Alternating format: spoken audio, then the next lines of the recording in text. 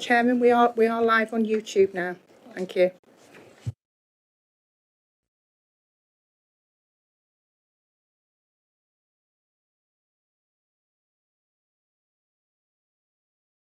Okay, well, good evening, everyone, and a warm welcome to the Rushcliffe Borough Council's Planning Committee meeting.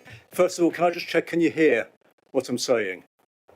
Right. Well, because unfortunately, there's been a bit of a technical issue with the video and the sound this afternoon, so there's a little bit of tweaking to be done, I suspect. We'll just do that now before we start.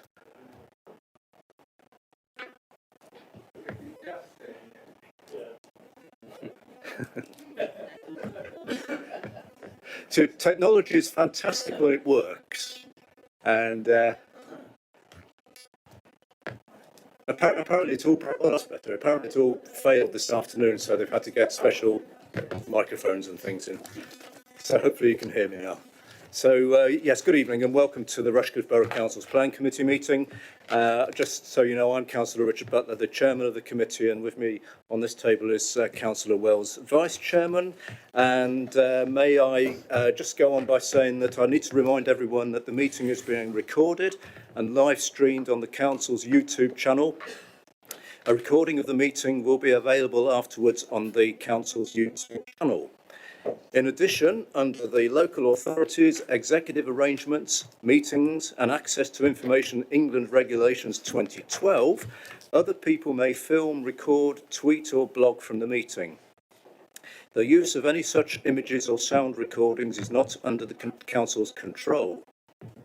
May I remind councillors to please switch your microphones off when you are not speaking, and also to switch them on when you are speaking, and also because of the technical issues we've had today, the microphone systems being used is different to the one we're used to, and it's particularly sensitive. So when anyone is speaking, could I ask that no one else in the room speaks at the same time, because they're so sensitive it will all come over the system and it will be hard to hear what the individual is saying. So I hope we just bear that in mind.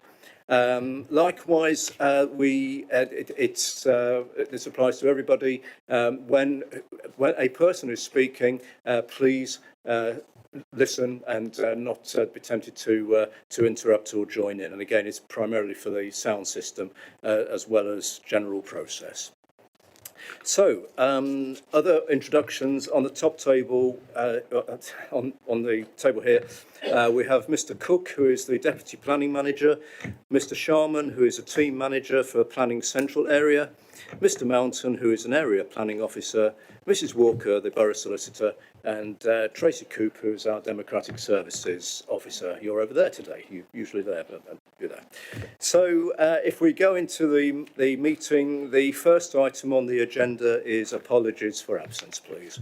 Thank you, Chairman. We have apologies from Councillor Eddie Bean and we have Councillor Matthews substituting. And we have apologies from Councillor Thomas and we have Councillor White substituting. Thank you. Okay, thank you, and welcome to substitute members for standing in on the committee. And item 2 on the agenda is any declarations of interest, please. Councillor Calvert. Thank you, Chair. I was contacted last week by a local parish council about meeting them on site to discuss the roadside service area application. However, I followed the advice that we received in training, which was that we should only do so as members of Planning Committee if accompanied by an officer. So I therefore do not have any declaration of interest. Okay, well, thank you for making that point, Councillor Calvert. I think it's not at all unusual to be invited to sites and all the rest of it, but the main ruling is, as you quite rightly pointed out, is that irrespective of whether you have or haven't, everybody must have a completely open mind, having not made any sort of decision or comments that be construed, etc., and so forth. And as long as everybody is satisfied that that is the situation, then I think you're right. You don't actually need to declare an interest as such. But thank you for pointing that out to us. Item 3 on the agenda are the minutes of the previous meeting held on the 6th of July. For those of us who were here, are we all happy that they're correct notes of the meeting? Yes. I know I'm happy with them, yes, thank you. So I just have to sign those.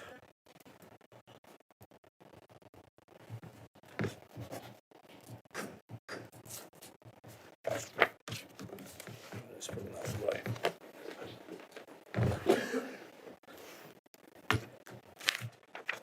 Right, so we'll go into the other next items on the agenda, which is the main reason for we're here this evening, and that's we have planning applications to discuss. There are 2 on the agenda tonight, and the first one is land at the junction of A606 Widmerpool and the Fossway at Hickling Pastures.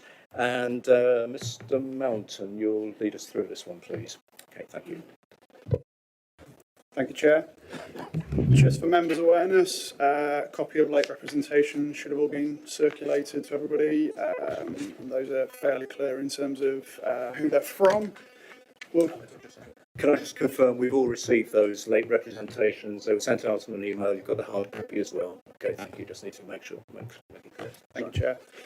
Okay, so as members will be aware from reviewing the report for this application, there's quite a lot of information to digest. So we'll look to summarise the key points as best possible. So this is the site. It's an existing sloping parcel of agricultural grassland located southwest of the A606, east of the A46, close to the Widmerpool Island roundabout.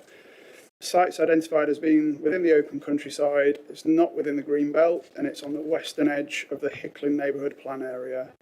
The site's also within flood zone 1, which is identified as being at the lowest risk of flooding. The site's enclosed on all boundaries by existing hedging, and they've got a number of trees which front the A606. Here's some closer-up photos for members' awareness. So this is a view looking southeast along the boundary of the site. Here's a view looking from the roundabout down towards the site. This is a view looking west across the site and looking south. So the proposal before members is for the construction of a primary roadside service area, which for ease we'll try and refer to as often as possible as an RSA, just to cut down on words. The proposal's primary aim is to support the safety and welfare of road users. The built form is going to comprise the main RSA building. So we can find the maps. There we go. Just this. We've got a coffee shop facility that has a drive-through. We've got parking areas. We've got HGV parking. We've got fuel filling for petrol diesel vehicles. We've got fuel filling for HGVs. We've got EV charging points.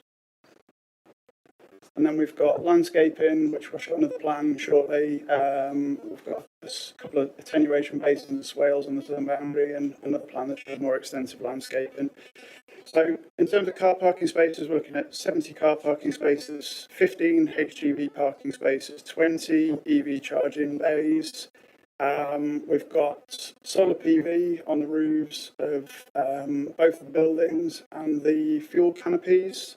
And we've also got rainwater harvesting within the site.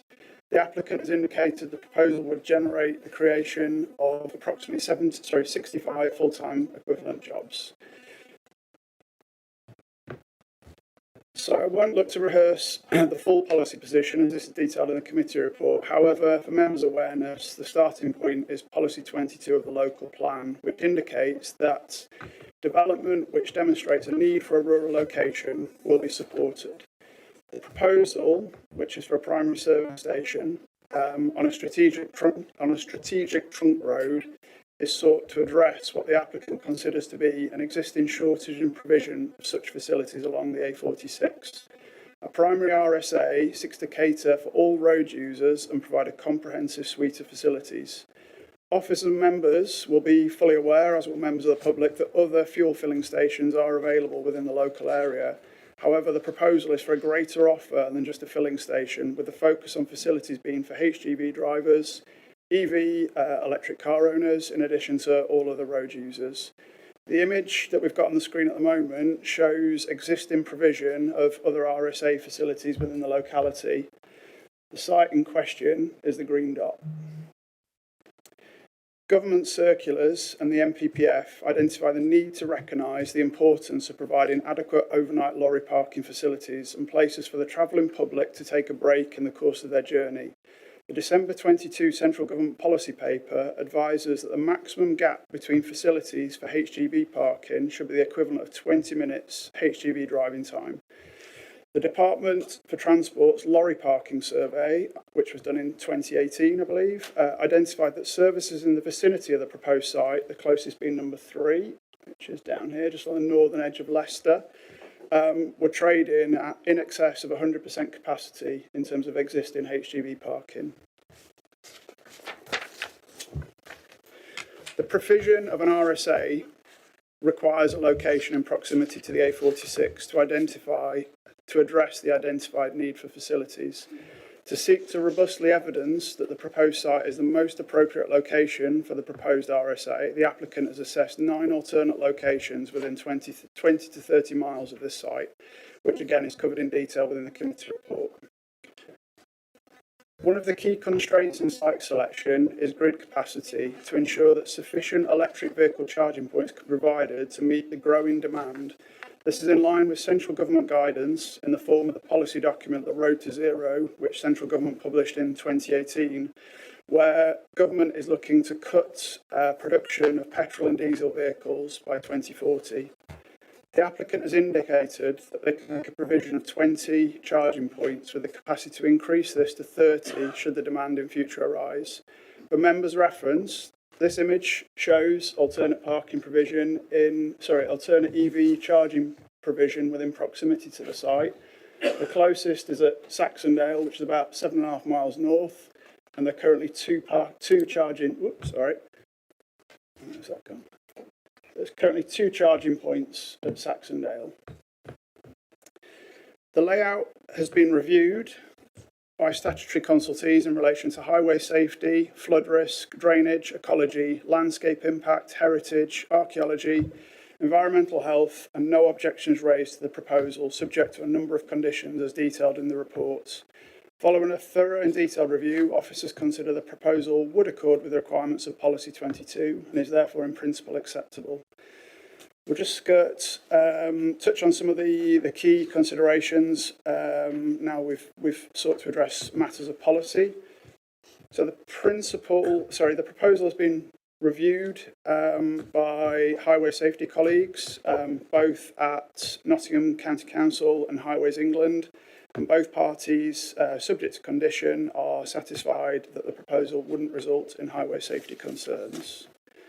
In relation to landscape and visual impacts, we've got some views that the applicant has provided. These are computer-generated views, which we'll just run through. The application has been reviewed by the Borough Council's landscape officer, and whilst it's clear that the development will result in a change in the immediate landscape, the change is considered to be localised. Officers have actively sought to ensure that built form on the site is appropriately designed and the scale of the RSA has been reduced from that initially submitted, and the palette of materials has been improved to seek to better relate to existing built form and the green surroundings that the site sits in. We'll just have a look through some views here. So this is a view from the north. You can't really see it based on this slide, but the site is just tucked in here roughly. There's a view from the south, from the roundabout looking down towards the site.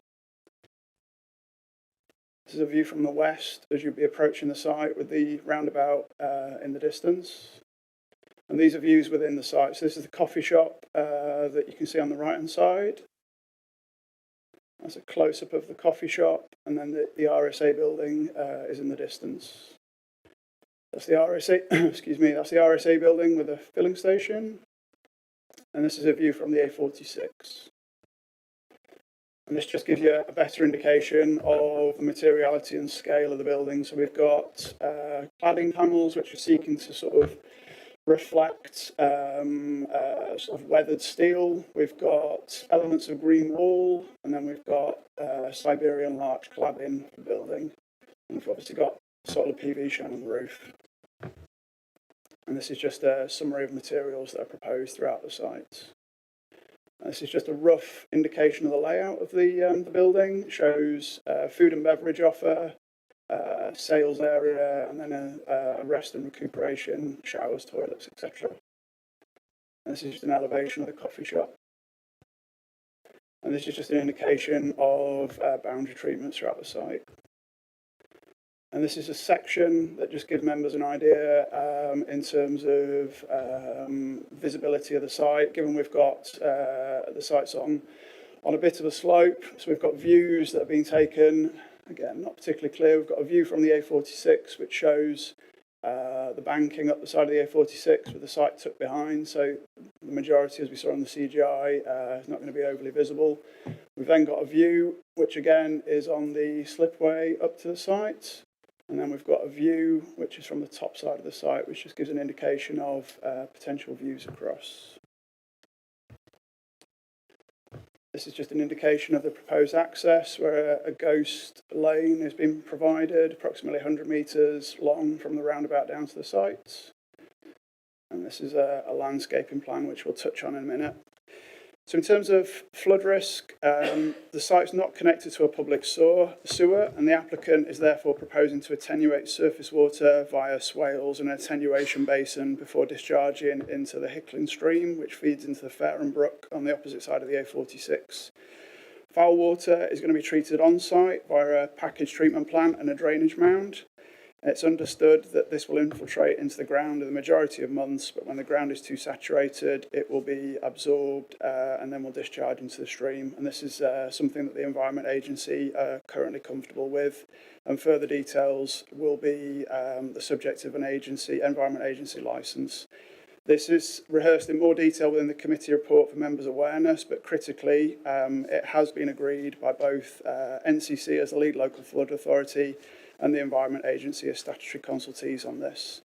In terms of ecology, the site has been reviewed by both the borough's ecology officer and Notts Wildlife Trust, and again, no objection raised. The applicant has the site, which is approximately 26% compared to the existing base provision, primarily through the creation of swales and attenuation basins and richer planting compared to the existing grassland. The proposal has also been reviewed by environmental health colleagues in relation to noise, light and air pollution, and no objection raised, subject to a suite of conditions which are contained in the decision notice. In conclusion, sorry, we'll skip back one. In conclusion, whilst an extensive number of letters of representation have been received from local residents, critically, there are no objections from any statutory consultees to the proposal. It is considered that the application has been robustly evidenced to demonstrate a need for provision of a further RSA in this location, and officers therefore recommend permission be granted as per the report and conditions therein. Thank you, Chair. Okay, thank you, Mr. Mountain, and thank you for your report, presentation, and also, as colleagues are aware, it is as everyone is aware, a very detailed report as well. Now, the way of working is we have opportunity for guest speakers to address the committee, and we're at that point now. And we have three speakers for this item. The first is Mr. Guy Welton, who is the agent for the applicant. Is Mr. Welton here? So if you come to this applies to everyone, if you come to the table there, and as soon as everyone, you have up to 5 minutes to address the committee, and as soon as you're ready to start speaking to us, press the right button on the microphone, the red light will come on, and the clock will start counting down. And if we're still talking at 4 minutes 30, you'll get a reminder saying there's 30 seconds left. So as soon as you're ready, the floor is yours. Thank you. I understand that change can be a daunting prospect, but change is important. We are currently on course to decimate our planet. Climate change is an undeniable threat. There can be no doubt about that. As a father and a grandfather, that is of huge concern to me. as it should be to everybody. Global temperatures are rising. July was the hottest month ever recorded. Sea temperatures and levels are rising. Vital ecosystems are under threat. Extreme weather events are becoming more prevalent, like the wildfires that ravaged Europe in July. Recently, the first ever death by air pollution was recorded in the UK, a 9-year-old girl. Now is the time for action. The government knows this and has introduced legislation banning the sale of petrol and diesel cars. We have to embrace this. It will create change, but change for the better. This application is part of that change. It creates essential EV charging infrastructure and contributes to a cleaner, greener future. Tonight, you will hear a wide range of unsubstantiated reasons why this application should be refused. Please remember that each and every one of them has effectively been disproven by qualified specialists and validated by the Council's employees and the statutory consultees. The proposal is not a traffic generator, it serves existing traffic flows. Both National Highways and local highways have reviewed the traffic impact of the scheme, neither have raised objections. Independent road safety audits have been carried out and no safety issues have been raised. There are no adverse highway impacts from this scheme. In fact, pedestrian amenity levels are actually improved with the new shared footpath and cycleway. There are no valid highways grounds for refusal of this application. You will hear that this scheme creates increased flooding and pollution risk. In fact, the opposite is true. Stormwater currently flows into the brook uncontrolled due to the impermeable nature of the existing ground conditions and creates surcharge downstream. Our scheme captures that rainwater and holds it in basins on site, releasing it into the brook at a lower rate. This serves to actually decrease the risk of flooding downstream in the villages and on the A46 itself. The lead flood authority, National Highways and the Environment Agency have all accepted the flood risk and drainage strategy and have not raised any objections to the storm or foul water management proposals. There are no grounds for refusal based on flood risk and drainage. You will hear that the development is ecologically damaging. Again, not true. Agricultural land has a low biodiversity value. Through the introduction of permanently wet ponds and extensive landscaping, a significant biodiversity net gain is created. The Council's Ecology Officer has raised no objections. There are no ecological grounds for refusal. You will hear that there is no demand for this facility and that there are better locations. This has been proven false by the needs statement and the alternative sites assessment. True, there are traditional petrol filling stations in the area, but these can't meet the demands of motorists going forward as government legislation takes effect and EV adoption increases. The services of the future has to cater to the extended dwell times of all road users. Car drivers, HGV drivers, abnormal loads, they all need proper facilities for extended stays. There is a critical shortage of HGV parking across the country and there is a dire need for facilities like this. Government surveys confirm this. This situation will only be exacerbated as electric HGV technology develops. Local A46 laybys are heavily used for parking HGVs. This is not their intended function and it is a safety issue. The UK relies on the movement of goods via road, and HGV drivers, like anyone else, deserve decent working environments. Noise, lighting, air quality, all terms you'll hear this evening. Again, it's been demonstrated that there are in fact no adverse impacts. The Council Environmental Health Officer has not objected, which is testament to this. If we are to successfully transition away from fossil fuels to cleaner energy, EV adoption is crucial. The government's Road to Zero strategy outlines the need for extensive charging facilities across the road network. Currently, the rollout of these facilities has been slow. Suitable sites are hard to find. Applications like these are an essential part of a much-needed shift to a cleaner, greener environment. Seconds. There are no valid planning reasons for refusal. The planning officer's report and recommendation demonstrates this. But more importantly, there are undeniable moral grounds for the approval of this application. We have to take a wider, objective view of this positive change. We owe it to our children and grandchildren to embrace change that secures their futures. Combating climate change is a responsibility for us all. Thank you. Thank you. It's just within time as well, Mr. Welton. Thank you very much. Could you just turn the microphone off? The right button. The right, yeah. Thank you. So our next speaker on this is a gentleman, Mr. Ivor Rowe. Mr. Rowe, and you're speaking to object to the application. So you have up to 5 minutes. As soon as you're ready, make yourself comfy and press the right-hand button, and the red light will come on. Hopefully.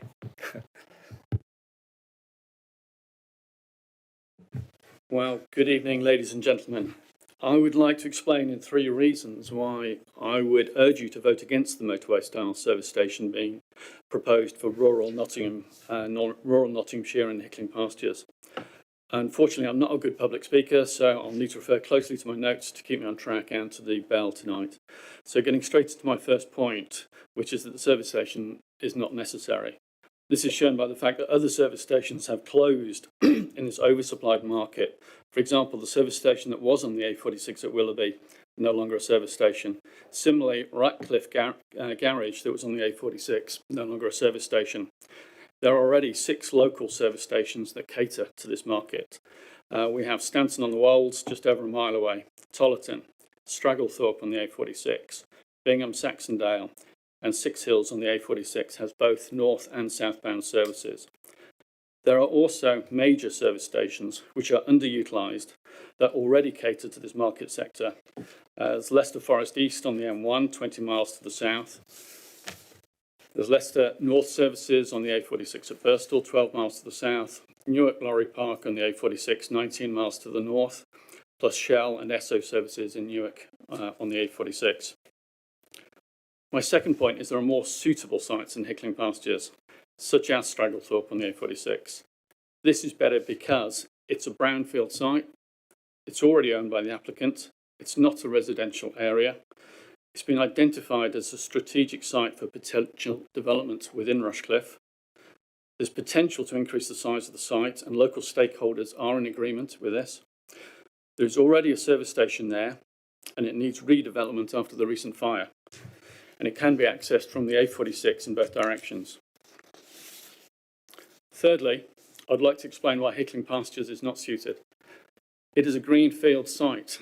Developing this site is not sustainable. It must be morally wrong to dig up a historic greenfield in open countryside for a service station. It's not suited because it cannot be directly accessed from the A46. The proposal involves taking traffic off the 46 and down Melton Road. And Melton Road is already hazardous. The additional traffic has not been adequately catered for with regard to cyclists, pedestrians, or school children crossing the road to get to the school bus. There is anecdotal evidence of frequent near misses in this area, and Pedals, Nottingham Cycle Campaign, specifically notes the inadequate provision by the applicant to mitigate the increased risks. It's not suited because the A46 was put into a cutting to help manage the noise in Hickling pastures, and this works well. To put the service station on the side of a hill facing Hickling pastures undoes all of this careful planning.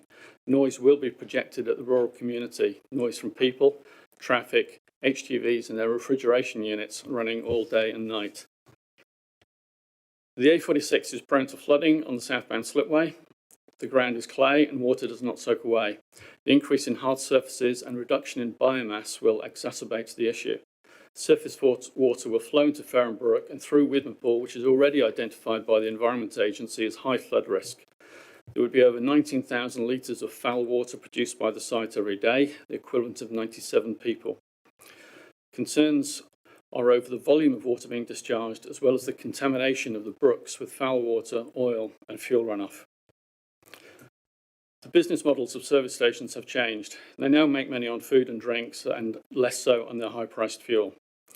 What we're not really looking at tonight is a proposal for a fuel business, but a pitch for a destination fast food outlet and shop. This is not needed. There's no need for more junk food. There's no need for more rubbish that it generates. And there's no need to encourage people to make a special trip out to the drive-through. And lastly, Hickling Pastures is not suitable as the rural community doesn't want it. There are over 160 formal letters of objection from local farms and households, plus objection from the parish councils in Hickling, Kinalton, Widmerpool, Upper Broughton and Keyworth, and the Borough Councillor. So to summarise, another service station isn't needed. It's shown by the fact that other garages have gone out of business. 50 seconds. It's not needed as there are already local and major service stations that are meeting the needs of the market. There are better places to put something like this, such as Stragglethorpe, which is a brownfield site, has the infrastructure and has suitable road access to make it work. Hickling Pastures is not suitable. It's a greenfield site. The access is not suitable. It doesn't account for cyclists, pedestrians and school children. And isn't it just wrong to dig up a green field for the sake of putting in a junk food restaurant?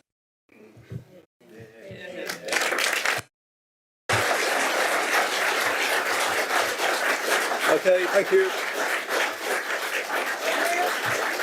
Yeah, thank you. I was just going to say, well done, just in your 5 minutes as well. So, and don't you may feel you're not a good public speaker, but it was perfectly clear. So, thank you for that. Right, our third speaker on this is the ward member, Councillor Cumberlack, please.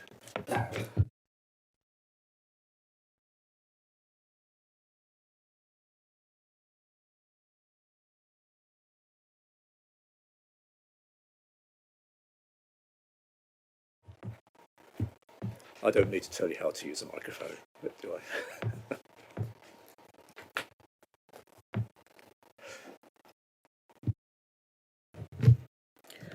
Thank you, Mr. Chairman. The application fails to establish a need for another service station with food retail and overnight parking in this rural location. There are no local overnight lorry problems.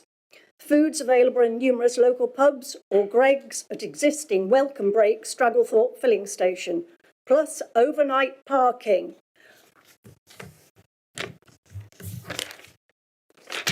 As they advertise. Creating a destination area for a drive-through food and retail facility is not meeting a known need. Fuel sites within a couple of miles are currently upgrading with EV charging. Stanton is not on the map. Applications contrary to Local Plan 22 exceptions for rural business, farm diversification or small-scale development. A motorway-style facility is not a small development, contrary to MPPF. It will be in the middle of a rural area with only 3 buses a day. It is not sustainable. Employees travel by car, adding carbon impact.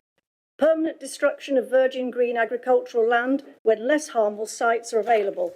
In fact, brownfield site offered at Stragglethorpe, existing apple green welcome break services with good highway lighting, direct access from A46, further expansion plans supported by local land and stakeholders, already sent to Rushcliffe. Greenbelt argument by applicant against this site is weakened as it's already considered by development under Nottingham's strategic plan and will be viewed very special circumstances. Applicant's hypothetical increase in biodiversity cannot trump existing, just not credible when concreting a virgin green field and discharging into Fareham Brook, a nature site. Increased light pollution, station will of necessity be visible 24/7 from the A46 below. Mitigating measures to run A46 in a cutting to protect residents were imposed when it was dualled. This development invalidates these conditions. Where is the consistency? Noise pollution increase. Vehicles from the A46 in the cutting will negotiate the island, idling before crossing A606 Nottingham-bound traffic, manoeuvre and change gear, impacting local residents along the A606. 1 field away, plus the nearby nursing home adjacent the slip road. Light pollution. Highway here is not currently lit, will impact residents and the astronomical observatory telescope that provides scientific research data and astrophotography. Increased highway hazards for pedestrians and cyclists negotiating queuing traffic at island. School bus drops children at the island who walk along the A606. A606 is not wide enough for infrastructure upgrade needed. Hard landscaping will increase flooding in an area already prone to floods. A46 closed in November due to floods here. Signs permanently on the A46 for immediate use in heavy rain, used recently. A606 carries little HGV traffic and fuel and services are a mile down the road at Stanton. There are natural springs feeding the vale and down the Wolds escarpment. Runoff from the site and treated water released into Hickling and Fareham Brooks will increase water load further downstream, where floods occur in Widmerpool, Keyworth, Ruddington and West Bridgeford. Applicant's own hydrology report openly refers to flow of water southwest of the site under the A46 causing flooding to villages. Treated water from sewage mound will be released into the Fareham Brook, a wildlife habitat. Consequences as yet unknown, given climate change. Kenolton PC said results of A46 dualling in 2009 impacted their water table. Impact on adjacent local wildlife biosinks, Crossroads Meadows and Fareham Brook. We need to consider all consequences for harm, traffic hazards, residents' amenities, floods, sewage treatment, ammonia release, environment and pollution. There is no need for all this harm for following reasons. Biodiversity net gain questionable, see Knott's wildlife comments. Flooding issues affecting a wider area. Light and noise pollution, not sustainable. Highway hazards and risks to pedestrians, cyclists and school children. Sewage and polluted flood water discharge. The application is just a commercial fishing exercise for profitable gain. Contrary to policies 19, 20, 22, 40, 41, H1, 3, 5 and 9. Members, there are so many grounds for refusal. If you have any doubt, you must refuse. At the very least, it would need a condition restricting further development. Thank you. Thank you.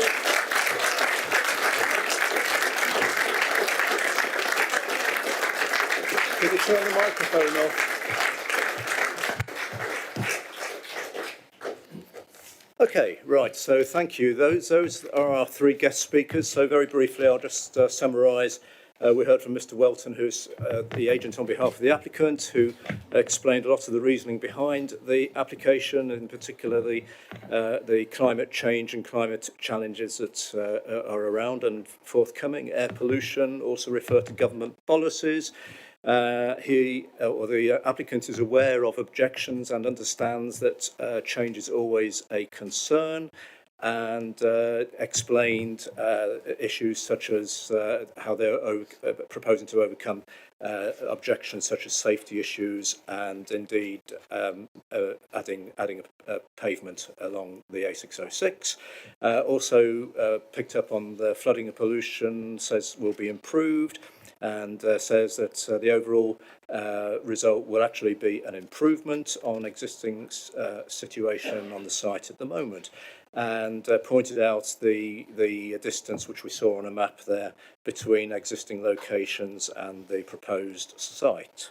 And he also says that none of the statutory consultees have raised objections. Now, we've heard from Mr Rowe, who gave us three overall main reasons to object. He says it's not necessary because other stations have closed recently nearby.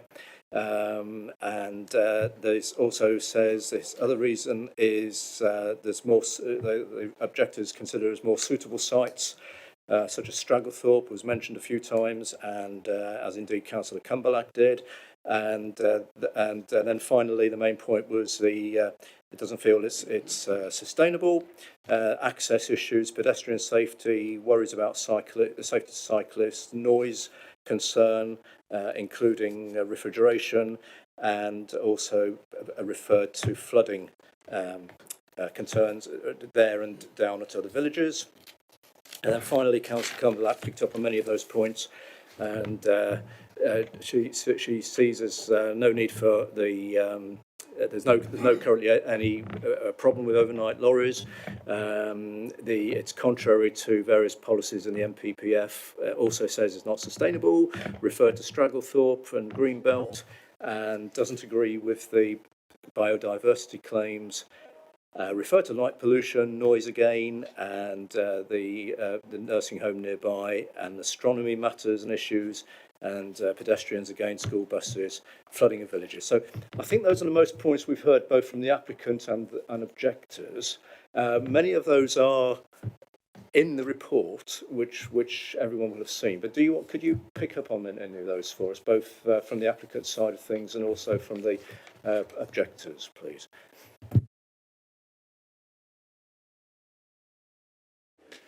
Thank you, Chair. As you've indicated, I think officers consider that these points have been fairly thoroughly addressed in the report that's before members for review. So just touching on need to start with, I think paragraph 41 of the officers' report to committee will hopefully give members a starting point in terms of need.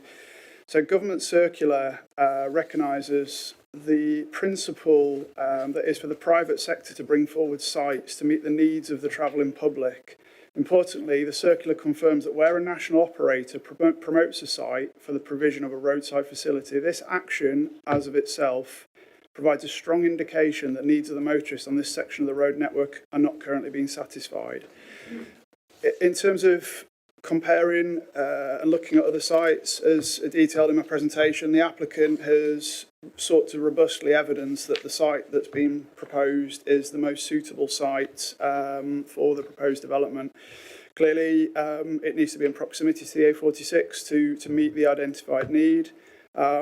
Stragglethorpe has been raised quite frequently by local ward member and members of the public as an alternate preferential site. And at paragraph 54 of the report, officers have reviewed the needs assessment that the applicant has produced to provide indication of why it's not considered that the Stragglethorpe site is a preferential location to that currently being considered. Principally, the site is within the Greenbelt, and the key aim of Greenbelt is to keep the land open. Clearly, there is an existing development there. Whether very special circumstances would exist to consider that, I couldn't honestly say. But the fact that we've got a site that's not in the Greenbelt that can meet the need that's identified, the preference would always strategically to look at a site that is outside of the Greenbelt before considering a site that's within the Greenbelt. The applicant has also commented in relation to the Stragglethorpe site that the electrical connection just can't match what is currently being put forward on the site in question, with an ability to only provide up to 8 EV charging points, and that's subject to quite a hefty connection fee, I understand, from the network operator. There are other sites that the applicant has also considered, which you can have a look at in the report. But officers agree with the findings of the information that's been put forward by the applicant, that the current site that is proposed is the most preferential site in terms of addressing the need that's been identified. Okay, thank you. And Mr. Sharman, are you coming in as well? Thank you. Yes, thank you, Chair. I'll just pick up on a couple of the other more detailed points. So there was a matter of cyclist and pedestrian safety. I think, is there a plan on the screen? Just go back. No, please remember what I said earlier. No interruptions, and because this is important. Excuse me, please. It's hard to hear enough as it is. Without, we need to pay attention to this. Thank you. Thank you, Chair. So on the screens before you is the access layout plan. This is subject to a condition as well. You can see at the top of the screen there are the improvements to the existing footpath and cycleway. So you'll have a new crossing at the island, which you can just point to, James. Thank you. And then moving on for traffic, cyclists joining the road, there'll be a new dropped curb, and that was something that was added as part of a cyclist and pedestrian independent safety review as revised plans in December of 2022. The scheme itself then provides for a new shared footway and cycleway inside the existing site boundary behind the hedgerow, which will be an enhancement for existing pedestrians and cyclists, and that will tie into, on the bottom image as you can see, tie into the existing footway on the bottom side of the Melton Road. So the consultees, in terms of NCC Highways, have reviewed the matters, and they do not consider there to be any highway safety or pedestrian safety issues associated with the scheme. In terms of the noise issues, there are, for refrigerated lorries, there are hookup points for electricity, which again is subject to a condition. The hookup points would effectively mean that lorries, when parked, if they had refrigerated boxes on the back, wouldn't need to be idling, so they could have the engines turned off and the refrigerated lorries maintained. And Environmental Health have reviewed the situation and do not consider there to be any noise concerns. Again, in terms of flooding, the technical consultees have reviewed the matter. The site will provide a 30% betterment. As it stands at the moment, water will run off the site and it will discharge straight into the watercourse. As per the proposed scheme, it will actually be held on site and discharged at a slower rate. So there will be less water going into the watercourse at any one time than what could currently be provided by the site. So it will provide a betterment than the current situation. Matters of contamination have again been reviewed by the Environment Agency and Environmental Health, and no concerns have been raised. And in terms of the number of objections, these are noted. However, the number of objections alone is not a material consideration. It is the content of the objections, and the content is obviously these are addressed within the report before members today. Councillor Cumberlack had also raised a couple of additional biodiversity. The 26% net gain has been reviewed by technical consultees and has been agreed upon.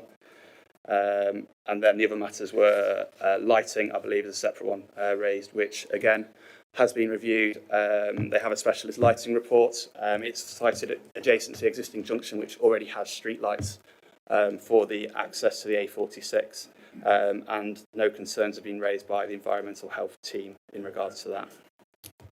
Thank you, Chair. Okay, thank you, Mr. Sharman. Right, we get to a point now where a committee will start asking questions and discuss and debate and eventually come to a decision. And I've already got an indicator, Councillor Perrick, you wish to speak, so over to you. Thank you, Chair. The site assessment undertaken by the applicant has considered alternative sites. It stated that sites below 4 acres have been discounted due to the needs to provide all necessary facilities to meet the needs of all road users. Sites within the green belt have also been discounted due to the clear government guidance regarding the principal aim of green belt being to preserve openness. Now, we've all heard today that there are several petrol stations on the A46 and the A606. So I'm not sure why the site assessment is considering the needs of all road users. The main issue here is parking for HGV parking areas and electric charging points for which a certain amount of space is needed. The space is not specified in the government guidance, nor is the number of EV charging points specified. So the question I have is, why are sites under 4 acres discounted? And secondly, why are sites within the green belt discounted, such as the Stragglethorpe site? Because very special circumstances allow development to go ahead on the green belt. This has been recently been evident by the granting of the LDO on a green belt site. Since there's such a huge shortage of overnight parking for lorries, this surely meets the criteria for very special circumstances. And I would prefer that the existing Stragglethorpe site, which is on brownfield land, to be expanded rather than using the grade 3 agricultural land at Hickling Pastures. Now, isn't this proposal going against policy 22 of the Hickling local plan?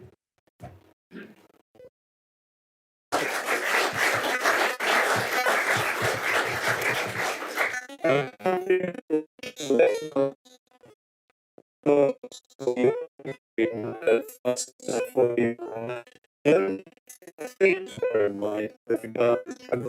anywhere else is the fact that we have a planning application in front of us, and we don't, as a committee or a council, we can't say to another landowner somewhere, we want you to do this or that. Who knows, they might want to one day, but at the moment we are discussing an application that's before us.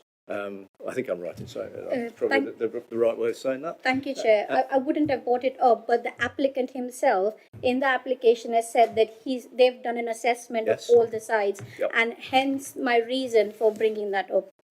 No, that's perfectly reasonable and understood. And so could you help us with the how does it gel with the Hickling neighbourhood plan and their policy in there, 22 I think it is, isn't it? Thank you, Chair. Yes, so it's policy 22 of the local plan part 2, which is for open countryside developments. And in that policy, part A is for, as Councillor Comblett said, agriculture, equestrian, forestry and other uses requiring a rural location. So the emphasis there is on other uses requiring a rural location. And the way this is being viewed today is the needs assessment is demonstrating there is a requirement for this in a rural location. So against that policy backdrop, this is the situation that is being viewed. So there is that potential allowance if members feel that there is the evidence behind it to provide that justification.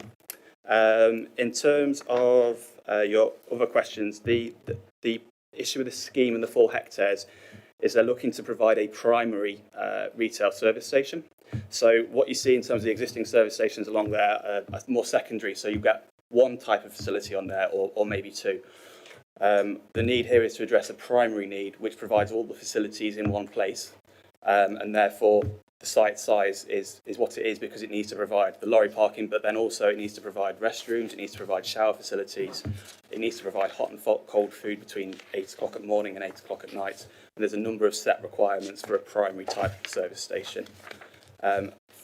The things like Stanton service station, which aren't on the A46, the development is proposed to meet a need along the trunk road network. People are unlikely to divert off the trunk road network to go to a service station. It needs to be effectively convenient for them en route when they see a service station sign and services sign.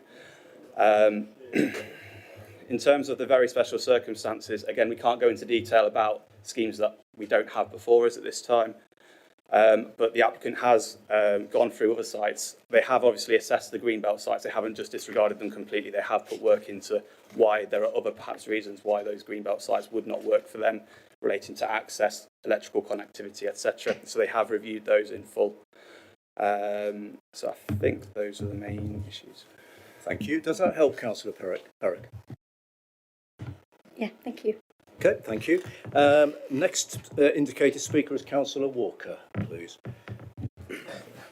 Thank you, Chair. Seeking some clarification around the position regarding provision of EV charging points. It's come up in a couple of different areas mentioned in the report and the presentations, if you like, from the speakers today. My reading of condition 18 is that there will be a minimum of 20 points for the duration of the development, no ifs, no buts. The reason I'm seeking clarification is because at 17D of the report and at 76, there's mention of that being subject to viability. So the clarification that I'm seeking is my reading of condition 18 correct? Namely that the 20 points would be provided, no ifs, no buts. So it's quite a direct question there. The understanding of the electric vehicle charging points and the viability and how do we know, etc. Thank you, Chair. Yes, so your reading of condition 18 is correct. It does require the provision of the 20 electric vehicle charging bays prior to the site becoming operational. That's correct. The reference to viability is obviously because at this time the applicant will not have the relevant or all the technical consents required from people such as electrical distributors for the site. It will have to go through all of those processes as well, separate to planning. So that's where the wording for those viabilities, because they probably haven't gone through those processes, but the condition still stands. The condition requires those 20 charging points to be in place prior to operation. Is that helpful? Do you want? Okay, thank you. Sorry, Sorry, Chair. Oh, sorry, yes. Yeah. Could I just come in for a further point of clarification on that as well? Sorry. Obviously, this application has been in with the local authority for a fair period of time, and I'm not sure if members or other members of the public will have picked up that in the document that the applicant submitted that looks at site assessment, I think it only indicated initial 6 charging points or 8 charging points. we've been in quite close contact with the applicant in the last sort of 6 months or so that the application has been in, and my understanding is that the network offer has been firmed up to the applicant, and now, as we've outlined in the report to committee, that the number of charging points, that the connection ability is there for up to 30 based on the connection that's been put forward by the network operator. So the applicant has put forward 20 initially, but should demand arise, there is an ability to provide a further 10. Thank you, Chair. Okay, thank you very much. And Councillor Calvert, I think you had your name, and then Councillor Matthews. Thank you, Chair. Firstly, I must sympathise with officers and our local communities at having to interpret the rather confusing advice from government concerning roadside service areas.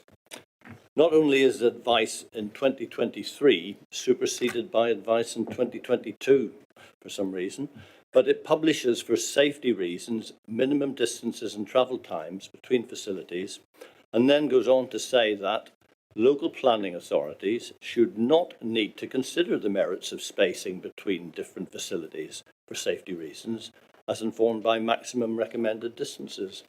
Government goes on to say, I think, suggesting that the private sector should be the way that we get sites coming forward. Despite all this, I'm very pleased that the report takes account of the location of the existing facilities to assess the need for new facilities and analyses in detail the merits of alternative sites.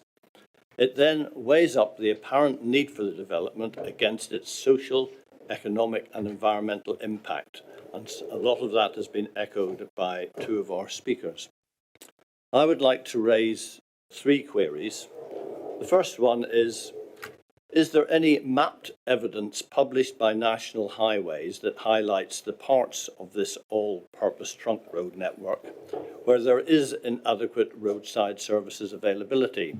This would be very helpful if it was kept up to date, but I haven't seen any map at all, and yet it seems such a sensible thing to produce and simple thing to produce. Secondly, the application site is in a rural location, which would imply that it is unlikely to be able to sustain a reasonable bus service for those travelling to work at the site, especially the night staff, with 3 services a day, of course. What provision will be made for staff car parking? I wasn't able to pick that up in reading the report. And finally, on surface water and foul water drainage. No objection has been raised by the county, which is the lead local flood authority, or the Environment Agency, but all this seems to be subject to condition number 6 and maybe condition number 7, as set out in the report.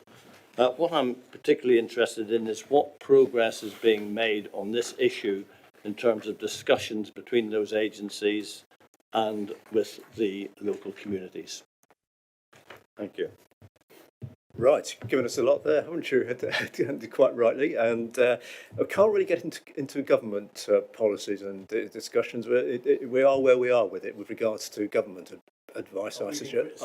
Indeed, yes, but it's not really our role to do that. Even that we might be tempted to, but it's not really our role to do that. But your other points about the is there any sort of indication of existing provision and such like, and the query about the buses for staff in particular. Yes, I think we could do. Do we have any thoughts about any answers to those, please? Yes, thank you, Chair. So in terms of maps for existing roadside service areas, obviously the applicant has provided their own information and data that does include some mapping. One of them was on the presentation in front of you there. I'm not aware at this point of any wider mapping that covers the whole country, for example, but the information has been put together by the applicant there. I think the lorry parking data is a survey that is done over certain periods of time. So I think the last one was for 2017, 2018, the lorry parking data being at 100%. So they are just at certain points that data is published. In terms of the sustainability and staff parking, there are 5 dedicated staff parking places. If more staff than that are on site, which there may well be, then the staff will be able to use the main car park as well. So there's the 5 parking spaces that are dedicated at the back of the site, as well as the availability of the full car parking for the scheme. In terms of the general sustainability discussion there, obviously the site's location being the rural area is because of its requirement to service the need. The drainage question, obviously the drainage documents that have been submitted as part of this application have been reviewed. The conditions would be require formal discharge conditions applications. At that point, there would be consultation with the lead local flood authority, Environment Agency, again at that time. You want to come back on? Only the last point where I did ask about some indication as to what progress is being made in discussions with the local community in terms of getting an overall acceptance of the schemes. So I'll come back in, Chair. So in terms of progression with the drainage strategy, so the initial submission looked to drain to the ground, but following the applicant digging some trial trenches, the site is not porous, so there's not an ability to drain to the ground. So the drainage strategy has evolved since initial submission, following discussions with the lead local flood authority, following discussions with the Environment Agency, and the current strategy of attenuation for surface water. So we've got two big attenuation ponds and a swale down the southern end of the site. And the foul treatment, there's a package treatment plant, and then an earth mound where it will be treated. As I say, this has evolved from initial discussions with statutory consultees. In terms of how drainage has evolved following consultation responses from third parties, clearly we've worked with the applicant as closely as possible and with statutory consultees, and we've responded wherever possible to comments raised by third parties. We're fully aware that downstream flooding is a real big concern, particularly for residents of Widmerpool. But as we said in the initial presentation, as the applicant highlighted, runoff at the moment is uncontrolled. It is a green field. It has very limited absorbency because it's clay, underlying clay. In a flood event, water just hits the site. There's no ability to absorb. It just hits the brook, and then we get issues with sort of downstream flooding. As part of this development, they are proposing to remove culverts on the southern boundary, so in effect result in better flow of water, but we've also got ability to store water where that currently doesn't exist. The flood risk, drainage and flood risk assessment has identified that the scheme will be able to attenuate a volume of 1,000 metres cubed, which compared to existing, I assume we can attenuate sort of next to nothing. So the scheme should result in a fairly significant betterment in terms of surface water flooding than existing. Thank you, Chair. Thank you. Councillor Matthews, please. I just need to remind colleagues that the officers answering questions are not the applicant. They are simply reporting what is in the application. So please don't interrupt too much, but I understand. But please, just remember that they are simply reporting what is the application before the committee. Sorry. So Councillor Matthews. Thank you, Chair. The last reply has just prompted me to have another further question as well. If I'll deal with my primary question first, if I may, and then I'll come back to the answer that was just given about the water. As I understood it, this application is being made because the applicants are saying there is a primary need for more roadside facilities, and the officers have said that that will be supported in the countryside if it's needed. And as I understood the responses, the sole basis for that need is because the applicant has applied, and that's the way that the legislation is written. That seems to me to be a little strange and perverse. And have we just taken it on face value that because the applicant says that it's needed, it is needed, or has the borough officers done their own needs assessment? If we can just put the previous slide up, that had other roadside facilities on it, and I from my basic understanding of what roadside facility is, there seems to be some glaring omissions on that, in that the stations at Saxondale, the one further down the Fosse Way, and Stragglethorpe, etc., aren't on there. So have we just taken it on face value that the applicant has said there's a need? Because all of what we've heard from the two speakers who are objecting is that there is no problem with HGV parking on the 46 at the moment. There is no issue with vehicles parked up overnight. So the locals are saying that this isn't a problem that the applicant is trying to solve. And again, the applicant has said that the primary need is for EV charging, and EV charging seems to be what's driving the need for the coffee shop and the sales rather than the HGVs.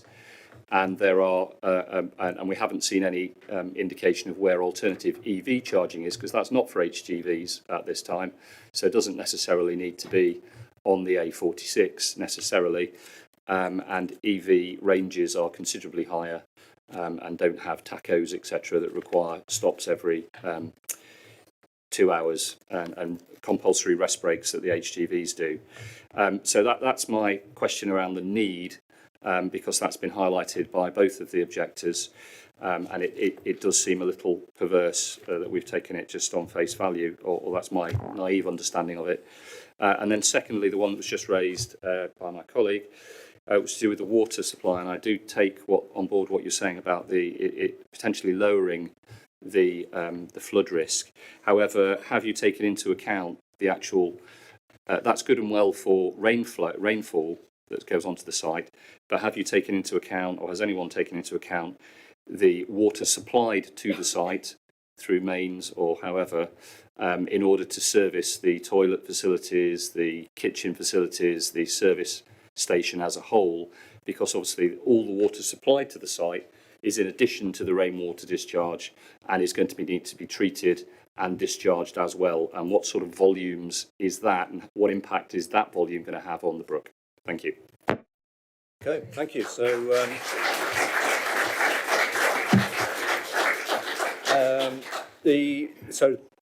have we checked the primary need? I mean, obviously the applicant has got their case and making their case. How have we checked that? And the query about the the EV charging and the water supply. Have we looked at that? Thank you, Chair. So in terms of the need and has it been looked at, yes, officers have obviously looked at the need assessment that the applicant has supplied, and they've also looked at government guidance, including the 2022 paper issued in December of last year. And that paper sets out that the distance between service stations should be the equivalent of no more than 20 minutes driving time. So that's where the map that's on the screen before you comes from in terms of, it's trying to meet a need of that 20 minutes. There's currently a gap between effectively Newark and Leicester. So along that gap, there is no primary service provision. So the need is to meet and infill that gap effectively along this trunk route and trunk road network. They've looked at a number of sites within an optimal range. This is clearly come forward as a preferred site. I think the government guidance, where it refers to being brought forward by private sector, is more to do with the viability of a scheme in terms of they're not going to look to provide a service that is quite as niche as it is without having a market to service, so to speak. I think that's what the government guidance is trying to suggest. But yes, it has been looked at from a needs perspective, and there is policy papers that look at the spacing between service stations on the trunk road network. And the water, have we touched on the water supply? In terms of the actual water within the site, so I think the original submission included a direct discharge effectively from a water treatment plant into the brook, and there were concerns about the volume that would add. So the scheme has been amended through consultations with the Environment Agency, and a revised foul water treatment plan has come forward, which is the foul water. Effectively, there's a mound within the site where the foul water will be discharged into. That will be infiltrating, and then if there's any overflow capacity from that, it would discharge to the brook. But the Environment Agency have reviewed that, and they are content with that revised proposal in terms of volumes that are being looked at. And also, it says, does it say somewhere about a permit being required from the Environment Agency, depending on what happens before anything else can happen? I picked that up somewhere, didn't we? Sorry, yeah, just to come back on, further clarify Greg's point. So the flood risk and drainage assessment has to look at anticipated scenarios for usage of the site. So it has to account for X number of people per day using the site. So that's what the whole flood risk and drainage assessment is modelled upon. So they have to look at whatever, I can't remember what the literage is off the top of my head, and that literage is then how can the site manage that literage of foul water, of surface water. I mean, the surface water, as you quite clearly say, is just dealing with rain, downpours, etc. The foul water is everything else that the site generates. So that's where the flood risk and drainage assessment looks to understand how can we manage the water created by the use of the site, and that's where it goes into the package treatment plants and then goes into the drainage mound, which is then in effect filters into the ground, and in flood events or in the winter when the ground is saturated, it will then go into the brook. But it is clearly treated as part of the package treatment plant before it then reaches the watercourse.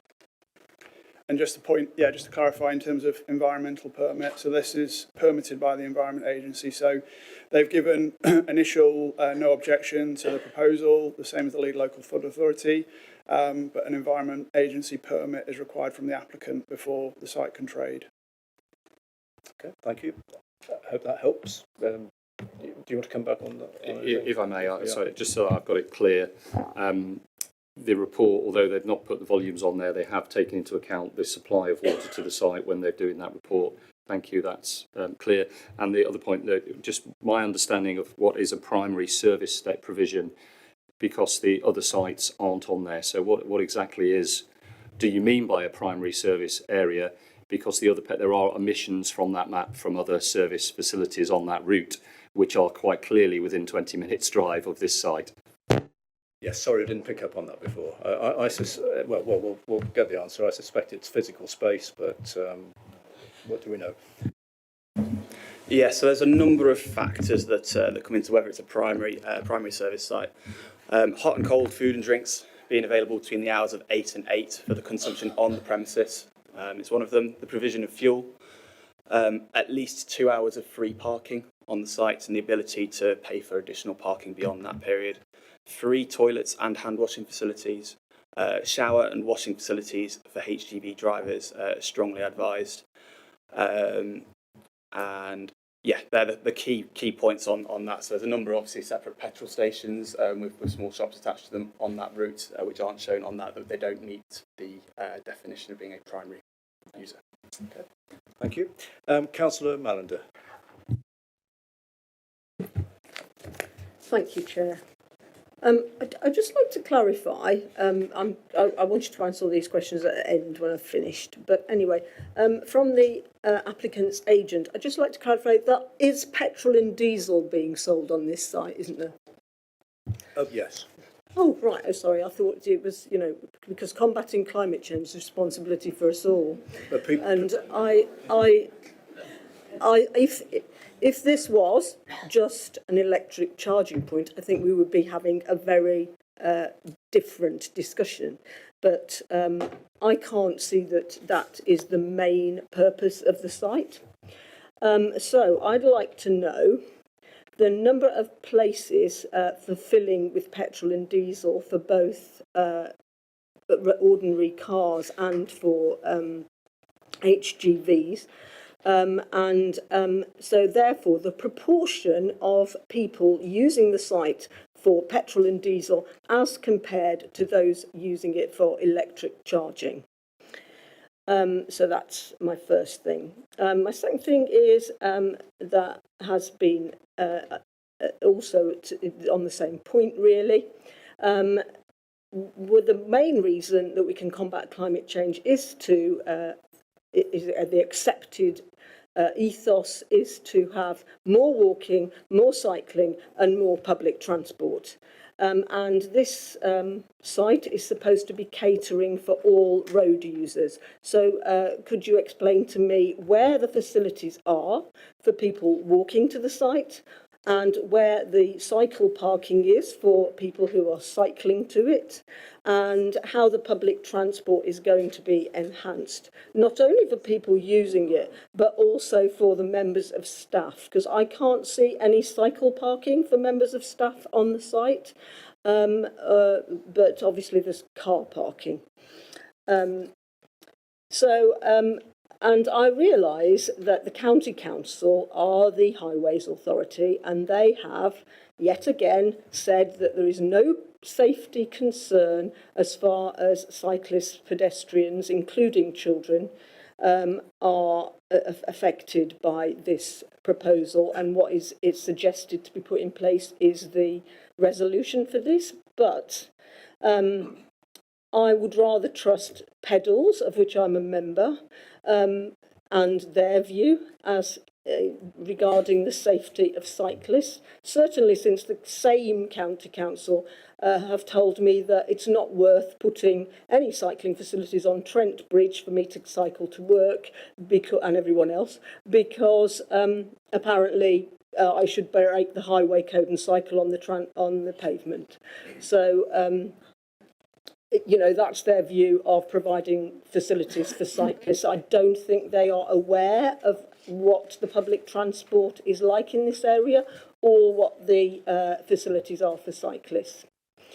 And I'd also like to know, I've been listening, I'm a keen listener of Radio 4, so it was either Inside Science or Costing the Earth, but what is very worrying is that there is going to be a massive strain on the electricity network. And I was just wondered, where is the electricity coming from for all the charge points, for all the other facilities, for the HGV refrigerated vehicles to plug themselves in, for all the cafe and the retail and all that? Is the electricity just coming off the grid, or is there some something I can't see, some sort of micro generation, such as a wind farm, or more solar panels than are on the top of the buildings, which is a good thing. I'm very impressed with the solar panels on top of the buildings. So that's the third thing. Where's the electricity coming from? The fourth thing is also probably being covered by Councillor Matthews about the service stations that, and indeed Councillor Cumberlack also mentioned that there are more service stations than this, and they're just not on the map. So I think those should be put on the map for us to see, and so that we can see where they are, because there may be some that are nearer. Petrol cars have very large petrol tanks now, and you can see that because a lot of very small petrol stations and even larger ones seem to be closing all the time because cars can just drive further without needing to fill up. So I'm not sure that the need is proved on that level either. I see that the increase in biodiversity by 20-60%, if that is true, that is absolutely amazing, and I was very impressed to see that, should it be given permission. But there is a removal of an existing mature hedge, which I'm sure everyone is aware is far more valuable for wildlife than planting new few saplings. And there is mention of tree planting. And I'd just like to know on this environmentally friendly site where the plastic protecting tubes are going to be used, and also because Rushcliffe has a policy of reducing the amount of plastic by its residents, councils and so on. There is also a 30% failure of new trees being planted because people don't plant them properly and let nature do it itself. So I think you have put a condition to say that trees will be replaced, but when does that stop is what I'd like to know. And also there is the drive-through. I don't know why it's a drive-through. I can't see what's environmentally friendly about that. I presume it will be one where it will be a takeaway, where there will be non-biodegradable plastic cups and things being used. But I'd just like to clarify, is it going to be a cafe using local production with local people's produce and crockery that is washed up, which would be, that would fit in with the what's explained to us by the applicant, or is it going to be a source of litter? And yeah, there was something else I was going to say. Oh yes, and what type of retail is being planned, please? I'd just like to know that as well. Sorry, it's a lot of questions. No, I was going to say, you've given us a lot there, and if you think of anything else, you can come back. Oh, I will. Yes. So I think you've raised some interesting points there. I mean, cycling, I'm sure we'll hear this from the professionals, but cycling, walking, one of the things that people are worried about is being a particular, if it goes ahead, it's being a particularly destination or a destination in its own right. So could it be argued that cyclists and walkers would not be going there? I mean, I don't know, but that's just my initial thought to that. So we'll pick up on the other questions. So, I mean, there are obviously more petrol and diesel cars at the moment, but looking to the future, everyone seems to be going more and more electric. So this is a future thing, isn't it? And so we need to know about the electricity supply. Plastic tubes for the trees. There was a condition, I just can't find it at the moment, but there is a condition about if any new planting fails, there is a condition in there. There is, but I want to know how long that's going to last. I just can't find it at the moment.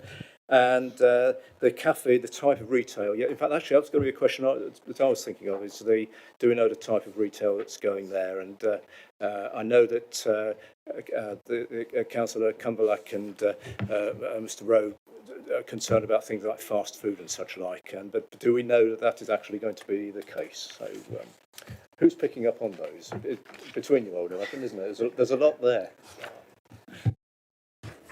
Thank you, Chair. I'll make a start.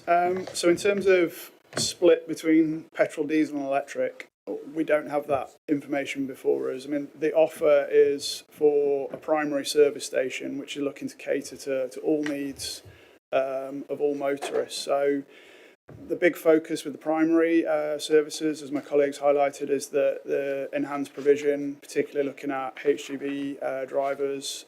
We've got the 15 HGV parking bays down the southern end of the site. As we've highlighted, there is a shortage which central government have raised in terms of HGV parking bays. Sites within the vicinity in the survey were at 100%, 103%, which demonstrates that there is a need for proper HGV parking, not just a lay-by on the side of A46. In terms of walking, cycling, public transport, there are cycle racks or somewhere for bikes to be parked on the front. Let's just see if we can, it's on one of the CGIs.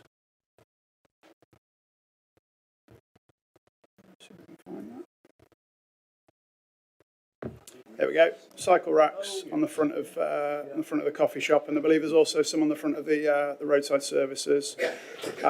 As my colleague highlighted as well, we have been in consultation with Notts County Highways in relation to cycle safety. Following the response that was raised by pedals, the applicant did have a independent cycle assessment commissioned in terms of safety of cyclists, and we've got a 3-metre shared surface to the front of the site for cyclists if they choose to use it. I'm a cyclist myself. Whether I choose to use that, I probably would just stay on the road for speed, to be honest. But it's there, it's been proposed. County Highways are comfortable with the proposed development in terms of highway safety. There isn't an offer to enhance public transport. That's not been requested by statutory consultees. As you say, the bus service is 3 times a day. There is a bus stop 500 metres from the site. It is the service that's currently there, and there's not been a request to enhance that further. in discussion with the applicant in terms of staff parking and how staff potentially would access the site.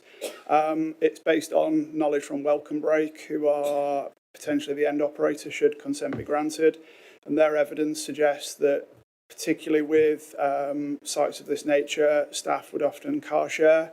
So we've got the 5 staff car parking spaces, but clearly we've got 70 plus spaces in the car park should there be a requirement for further car parking.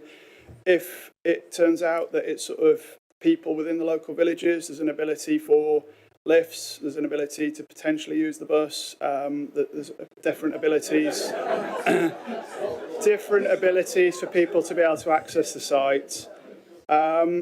In terms of biodiversity, the applicant has put forward, I think it's 27% net gain. You're correct that the hedge to the front of the site is proposed to be removed for a small section of. This is due to county highways requiring an acceptable visibility display. The applicant has sought to replace it, which is this section of hedging here. Completely agree that it's a real shame to take out native hedging, but it is a requirement from a county highways point of view. We previously didn't have any replacement hedging in here, but the applicant has sought to replace that. There is a 10% gain in terms of hedging compared to existing, notwithstanding the loss of that section, and a biodiversity net gain of about 26-27% as highlighted in the reports. Landscaping, you're correct, is secured via condition. Bear with me. Condition 14, and as per the wording of Condition 14, it's a 5-year period. So should landscaping fail within the first 5 years, there's a requirement on the applicant to replace that as per the wording of the condition. In terms of the plastic tubes, I couldn't comment at this point, but it's certainly something that we can get clarification as part of that landscaping condition should members wish to see further detail within that. In terms of end users, we don't have an end user. The applicant is Welcome Break. It is sui generis use, so we've got elements of retail, we've got elements of hot food, we've got elements of, I've said retail already, but we don't know what supplier that would be. The planning permission will be granted on the basis of that use, and it would be for the applicant to put forward. Whoever users may sort of tie up with Welcome Break as the end operator. I think that's it, Chair. I think so. There was a lot there, Councillor Mallender. I'll let you come back if you want to. But we've got a few answers. Apologies, I think I missed electricity. Sorry. Oh, sorry. Yes, yes, you did. Yes. Sorry. In terms of the electrical connection, they are connecting to the grid. So there's a network offer from the national grid for the connection to the site.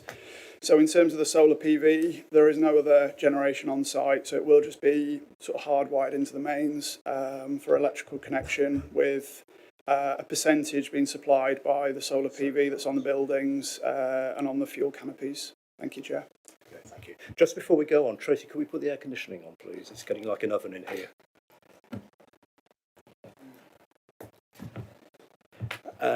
Right, so Councillor Perrick, you wanted to come back, didn't you? A few more questions about sustainability. 65 full-time jobs, 3 bus services a day, 5 parking spaces for staff. The maths does not add up.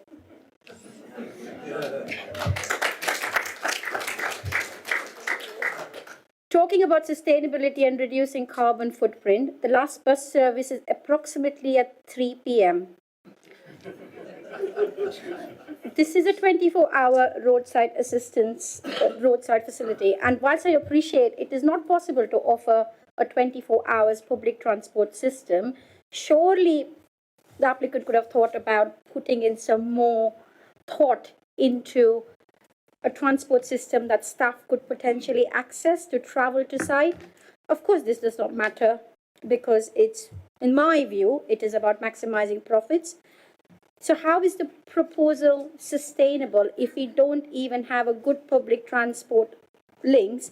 And this goes against the Rushcliffe Development Plan, as well as Section 2 and 9 of the NPPF.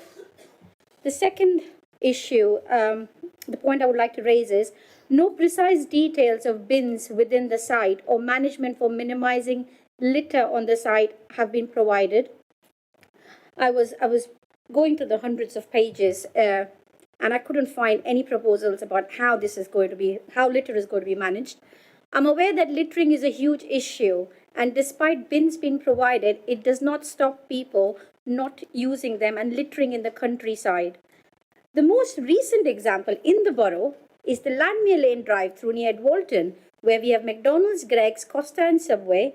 Despite bins being provided, littering has become a huge issue, not just on the roads and junctions, but also in Sharphill Woods, which has recently been awarded the prestigious Green Flag Award. It is sad and devastating to see the countryside ruined by littering, and whilst there might be conditions put in place for a management regime, I'm not persuaded that they'll be adhered to, and once planning, if it's granted, the developer will ensure that littering is managed effectively. Is there any evidence or statistics you have about sites like this not causing littering and littering being managed, and how does the littering management plan look like? Whilst I understand each application is considered on its own merit, I simply cannot ignore the fact that on 19th of July, a house was refused on Hickling Pastures, as it was contrary to policy 10 and 22 of the Hickling Neighbourhood Plan regarding appearance and development in the countryside. How is that the same policy suddenly not applicable to the current development? Surely a fast food outlet, and may I say, drive-through coffee shops, mostly likely to be a Starbucks or Costa, which have no connection to local businesses or people, keep in character with the local area. If the applicant was genuinely interested and concerned about building something keeping in character with the local area, then a model akin to the Gloucester Services model would have been proposed. How is this proposal sustainable and promoting local farmers, local produce, and keeping in character of the local area? My understanding is that as the site is clay, it will lead to flooding with addition of treatment release. Water treatment mound needs Environment Agency license. Is that guaranteed? Thank you. Thank you.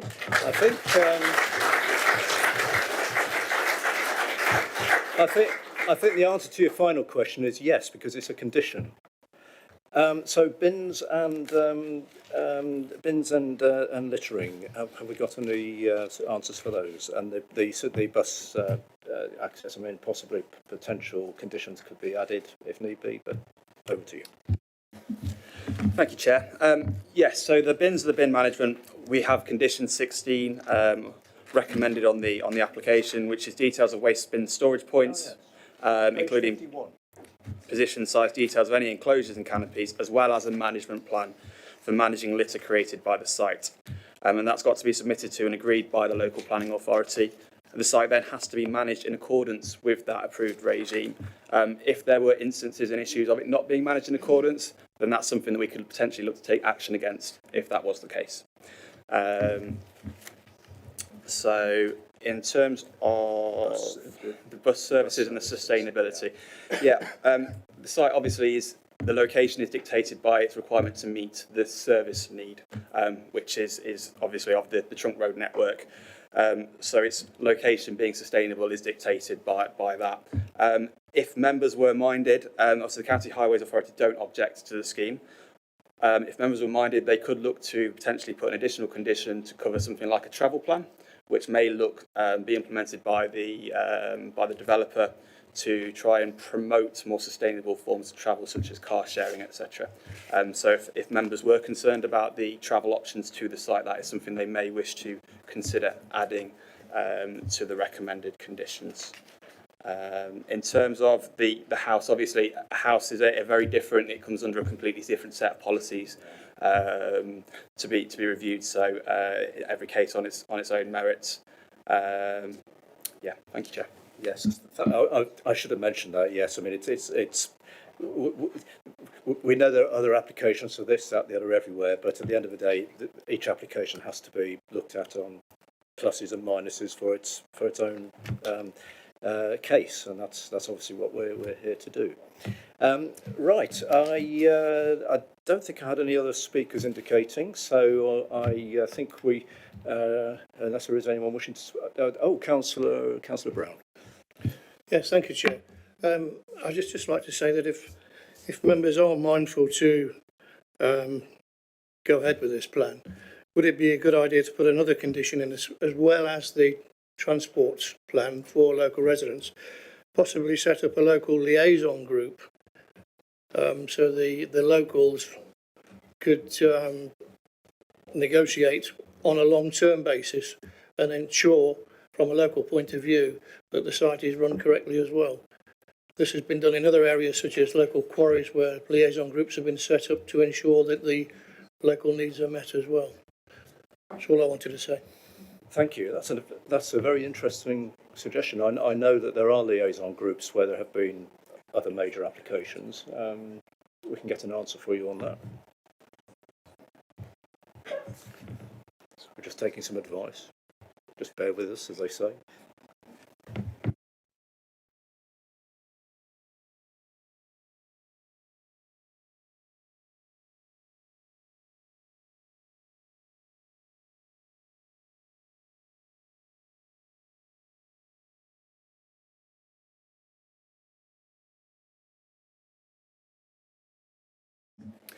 Thank you, Chair. So, yes, it would be a very difficult one to condition to potentially put in place, given the number of different factors, and in terms of material considerations and the reason for it being necessary.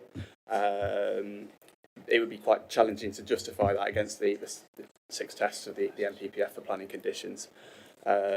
So I think that would be quite a challenging one to both enforce in the long term and pull together. So I wouldn't necessarily advise members to look at that condition in the first instance. Councillor Brown. Could it be put in there as a recommendation? Advisory recommendation. Yeah, absolutely. We could put an advisory on the application. Okay. Did you have another question? Have we answered your question? Yeah, okay, right, thanks. Councillor Way. Just a quick question. Can you indicate on the map, please, where the bus stop is that people keep talking about, that children are dropped off at? And is the development of this site compromising that more than I imagine it is already with that roundabout? Did you hear that? Are you clear on the question there? Yeah, thank you, Chair. I don't think it's a designated bus stop that's on the road, so we don't have a map where we can show you exactly where that bus stop position is on the road. Okay. Yeah. Councillor Chaplin. Thank you. Well, we're talking about adding or altering or adding to conditions because I do have a concern about the runoff water, and I can see that lots of experts have made predictions. In current climate, it's very difficult to make predictions about rainfall and what's going on. Would it be possible, so condition 6, which talks about what happens to the surface water drainage scheme and all that, would it be possible to add something to say that if, once this is all up and running, if it gets permission, there is found to be a problem, then it is up to the developer or the owners to make good and look at their process again in order to make improvements, rather than just say, right, we'll go with this model, everybody thinks it'll be all right, let's cross our fingers and hope it's all right, so that if there is something and it doesn't quite work as we've predicted, something can be done to make it better. Okay, thank you. That's a good question. And would we be able to, if need be? Thank you, Chair. So what we could do, condition 6 could be amended for a maintenance regime for surface water features to ensure that they function at their optimum ability. So the applicant has clearly had to look at surface water attenuation for the development, and their view is that it would result in a 30% betterment than existing greenfield runoff in the case of a flood event. So they're confident that it will improve existing surface water management. So it seems logical, and it happens to other authorities, that a management regime is included as part of the condition. So you understand frequency of management. We understand that silt traps, etc., will be cleaned to make sure that the site will function at its optimum functionability. So does that help? Well, it was just more the idea that everybody thinks this, or the experts have looked at this and thinks this will work, but every model has a margin of error, and if actually this one hits the margin of error and it doesn't work, and we find that there is a problem in Farrenbrook or in Widmerpool or one of the other villages, that it is the responsibility of the owner to put it right and to redo their processes, which I think is a bit more than what you were saying, just not just maintaining the status quo. It might mean that it has to be redone. So some sort of review or working with the other agencies, should anything like that happen? Is there... It's potential that the management regime condition, we could add a review clause as part of that. So the management condition shall include a review every 10 years perhaps, or 5 years. So there is potential you could add into that condition. 5 years I'd go for, not 10. Yeah. Made a note of that. Right. Gosh, we've had a good discussion on this, and quite rightly so, because it's a very important and very big application. We need to, I don't think anyone else has indicated to speak, so I think we need to draw things to a conclusion on this. So we have a recommendation before us, which is on page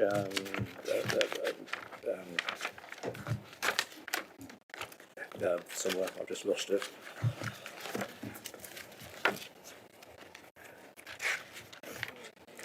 I've got it. Do you know, I had a bookmark in here and it's fallen out. 133. Yeah. Okay. So.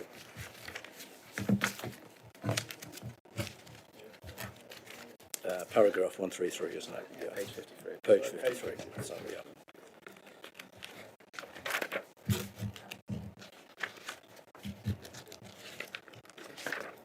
Right, so we have the recommendation on page 53 to approve, and we've also had some suggestions on some additions, should that be a recommendation that's followed. So I think what I'm looking for now is I need someone to make a formal recommendation on this application. So we've had a long discussion on this. There's a lot of important facts being covered, both for and against. Sooner or later we have to make a decision, don't we? So I think we're at that stage now. There's been a lot of comments and concerns raised, which I think have had answers to. And likewise, we heard from the applicants as well as to why the applicant wants to go ahead with it. So we now need to make a decision. So as chairman of the committee, we have the recommendation in front of us, so I would move that recommendation along with the additional important conditions that have been discussed and agreed tonight. So I think I need a seconder on that. So could I have a seconder, please? Councillor Perrick. I want to propose a move to refuse the proposal. Okay, fair enough. Well, we've just now had a proposal to move the recommendation. I'm looking for a seconder. So that goes for, if I've got a seconder for if I haven't, then we go to your recommendation as well. You have, Chair. So, I'll second. So Councillor Walker, you're seconding. Right, okay. So with that said, we now need to come to a decision on this, make a vote. So we've got the recommendation in front of us, has been moved and seconded. And along with, we've had a discussion about the extra conditions. Show of hands, please. Those in favour of that, please. 1, 2, 3, 4, 5, 6. Is that? Can we confirm the numbers? Can we confirm the numbers? 6 and 7. 7. Yeah. 7. 7. Yeah. Is that your hands up? Is that right? Yeah. 7. Okay. Those against. 1, 2, 3, 4. Is that right? 4. Do we agree on that? 4. 4. Yes. Right. And for the record, are there any abstentions? Which there shouldn't be on here, but for the record, there are none. Right. Okay. So the decision has been taken. Permission is granted, along with the additional conditions and recommendations and advisories as discussed. But I hope you will agree that we've had a good discussion on this important item. So we'll just wait for the room to clear and then we'll move on to the next item. And we'll have none of that nonsense. Thank you very much.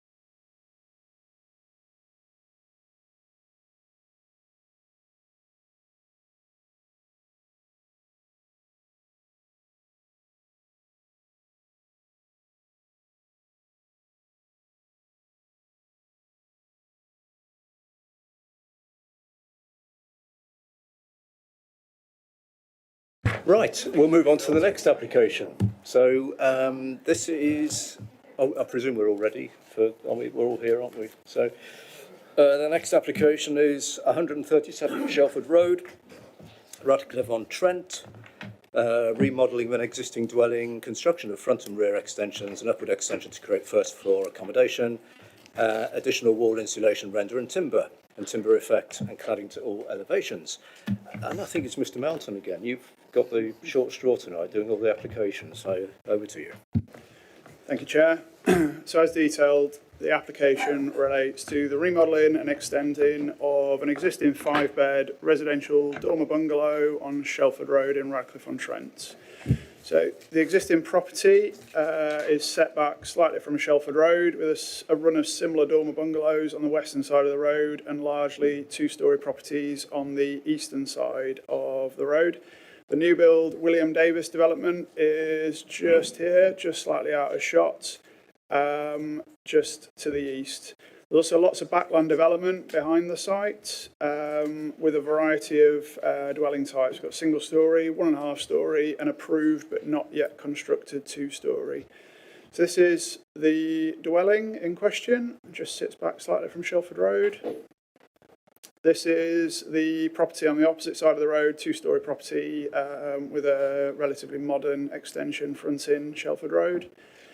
This is a backland property which sits behind the development site. This is the neighbouring property which has been extended at 2-storey to the rear.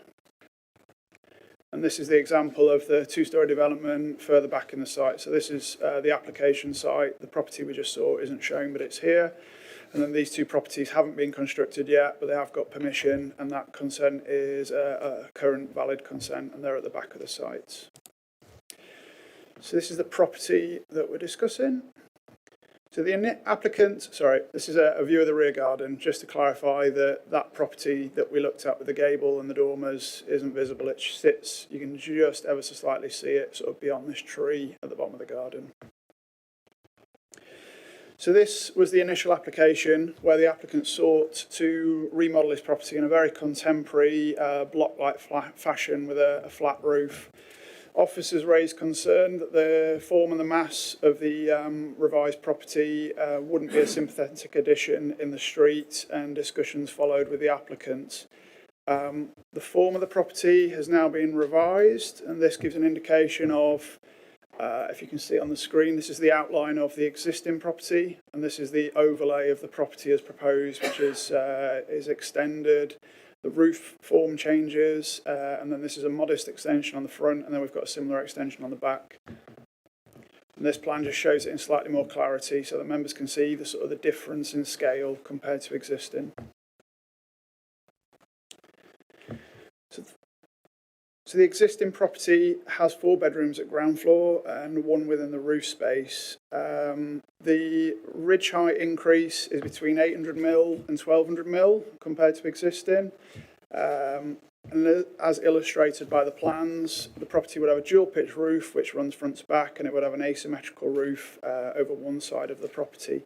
The existing building fabric would be retained, it'd be thermally insulated, and the property would be finished in a mix of render, timber boarding and roof tiles to match.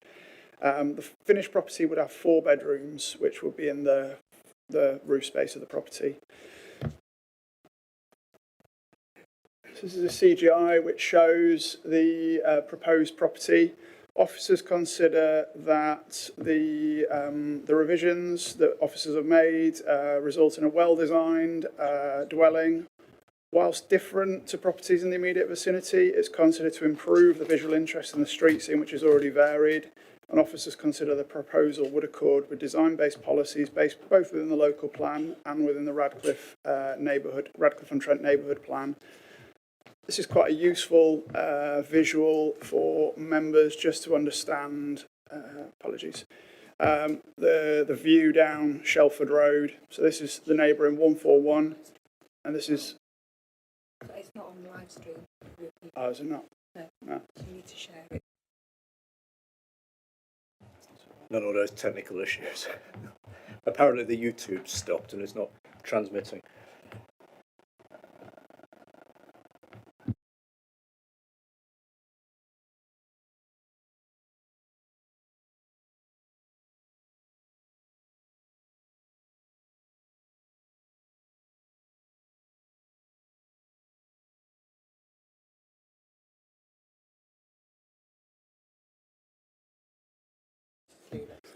Apologies, Chair. Apologies, members. Hopefully we're now back live streaming.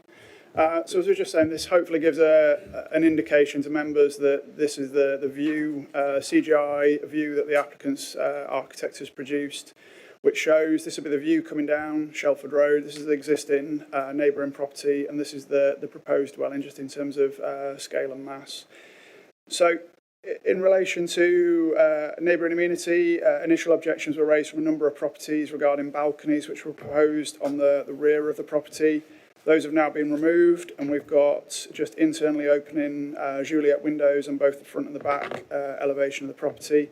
And the degree of separation is such that officers don't consider that the proposal would result in any significant loss of neighbouring amenity by way of overlooking, overbearing or loss of light. In conclusion, the proposed remodelled dwelling would result in a property which is considered to be well designed, it's thermally enhanced and wouldn't result in a loss of neighbouring amenity. As such, officers recommend the application be approved in line with the report and recommended conditions. Thank you, Chair. Thank you very much. And we have guest speakers on this application as well. We have 3 speakers. So first of all, Mr. Smith, Daniel Smith, who is the applicant. So thank you for your patience, assuming you were here for the rest of the other part of the meeting. So you have up to 5 minutes to speak to us. The right-hand button will turn the red light on as soon as you're ready. Good evening. Our architect has dedicated significant time working on this design that provides the house with a modern and exciting design that is also sympathetic to the neighbouring properties. I will now address some of the feedback we've received regarding our plans. Design consistency with surroundings. We firmly disagree with the assertion that our design clashes with the area's character of nearby properties. We've revise the design to align with the traditional style of properties in the vicinity. This means adopting pitch roofs in keeping with the neighbourhood's architectural style and the local roof form. Our design statement and proposed drawings extensively illustrate how our design maintains the scale and harmony of the surroundings. Bungalow concerns. Our property is a substantial 5-bedroom dwelling spanning 2 stories, unmistakably a family home rather than a retirement bungalow. Our purchase in 2021 was based on the property being a spacious, detached 5-bedroom house in Rushcliffe-on-Trent. The adjoining properties such as 135A, 137A and 141 all feature first floor accommodations. Also to note, approval has been granted for constructing 3 detached 2-storey dwellings behind number 141. Given these factors, we believe that enhancing and extending an existing dwelling does not amount to the loss of a smaller bungalow. This perspective aligns with policy 12 of the neighbourhood plan.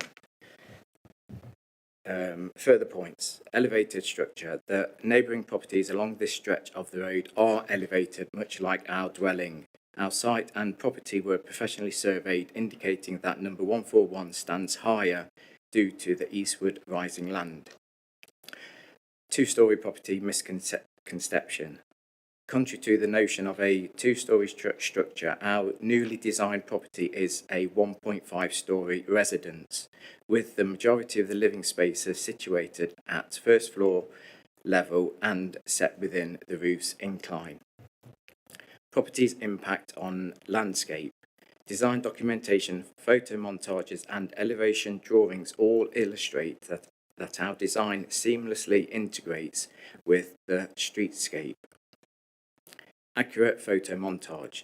The photo montage, this has been accurately modelled to scale using a 3D CAD model, whereby the existing dwellings of number 137 and 141 have been measured accurately using a third-party topographical information so that the resultant photo montage is a true representation of how the proposed property will look in the street setting. The view is not misleading. The overlooking concerns. The concern raised by the owner of number 137A, located behind 137, pertains to potential overlooking. The proposed first floor windows maintain a distance of over 42 metres from the existing bedroom window of number 137A. Please note, planning states a minimum distance of 21 metres facing between habitable windows should always be maintained. It is also clear to see substantial screening and established vegetation from the boundary between 137 and 137A, providing a private environment. Our proposal does not intend to alter this, as it would offer no advantage to us. In conclusion, our proposed design aligns with the diverse architectural styles on Shelford Road, which includes Victorian 3-storey detached houses, 1930s detached houses and bungalows, 1950s council-built houses, also contemporary designed houses and bungalows, and even a newly constructed housing estate. Thank you for your time and consideration. Thank you, Mr. Smith. That's just within 5 minutes, so thank you for that. If you could just turn the microphone off, that would be really helpful. Just press that right button again. Thank you.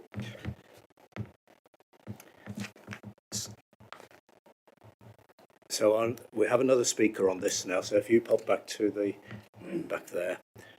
And our next speaker on this is from the Parish Council, Anne MacLeod, please.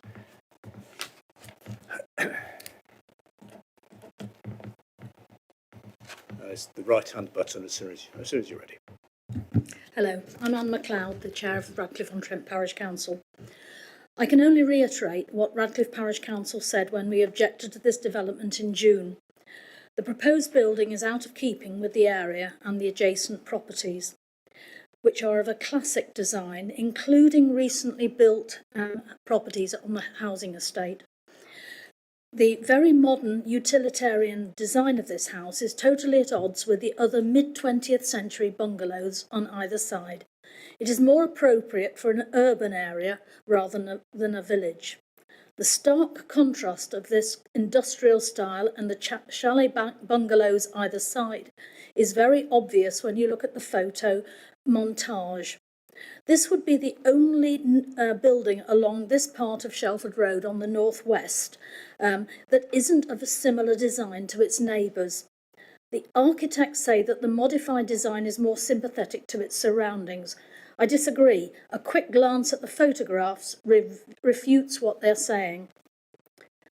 Our neighbourhood plan highlights the importance of bungalows, and this would represent the loss of yet another bungalow.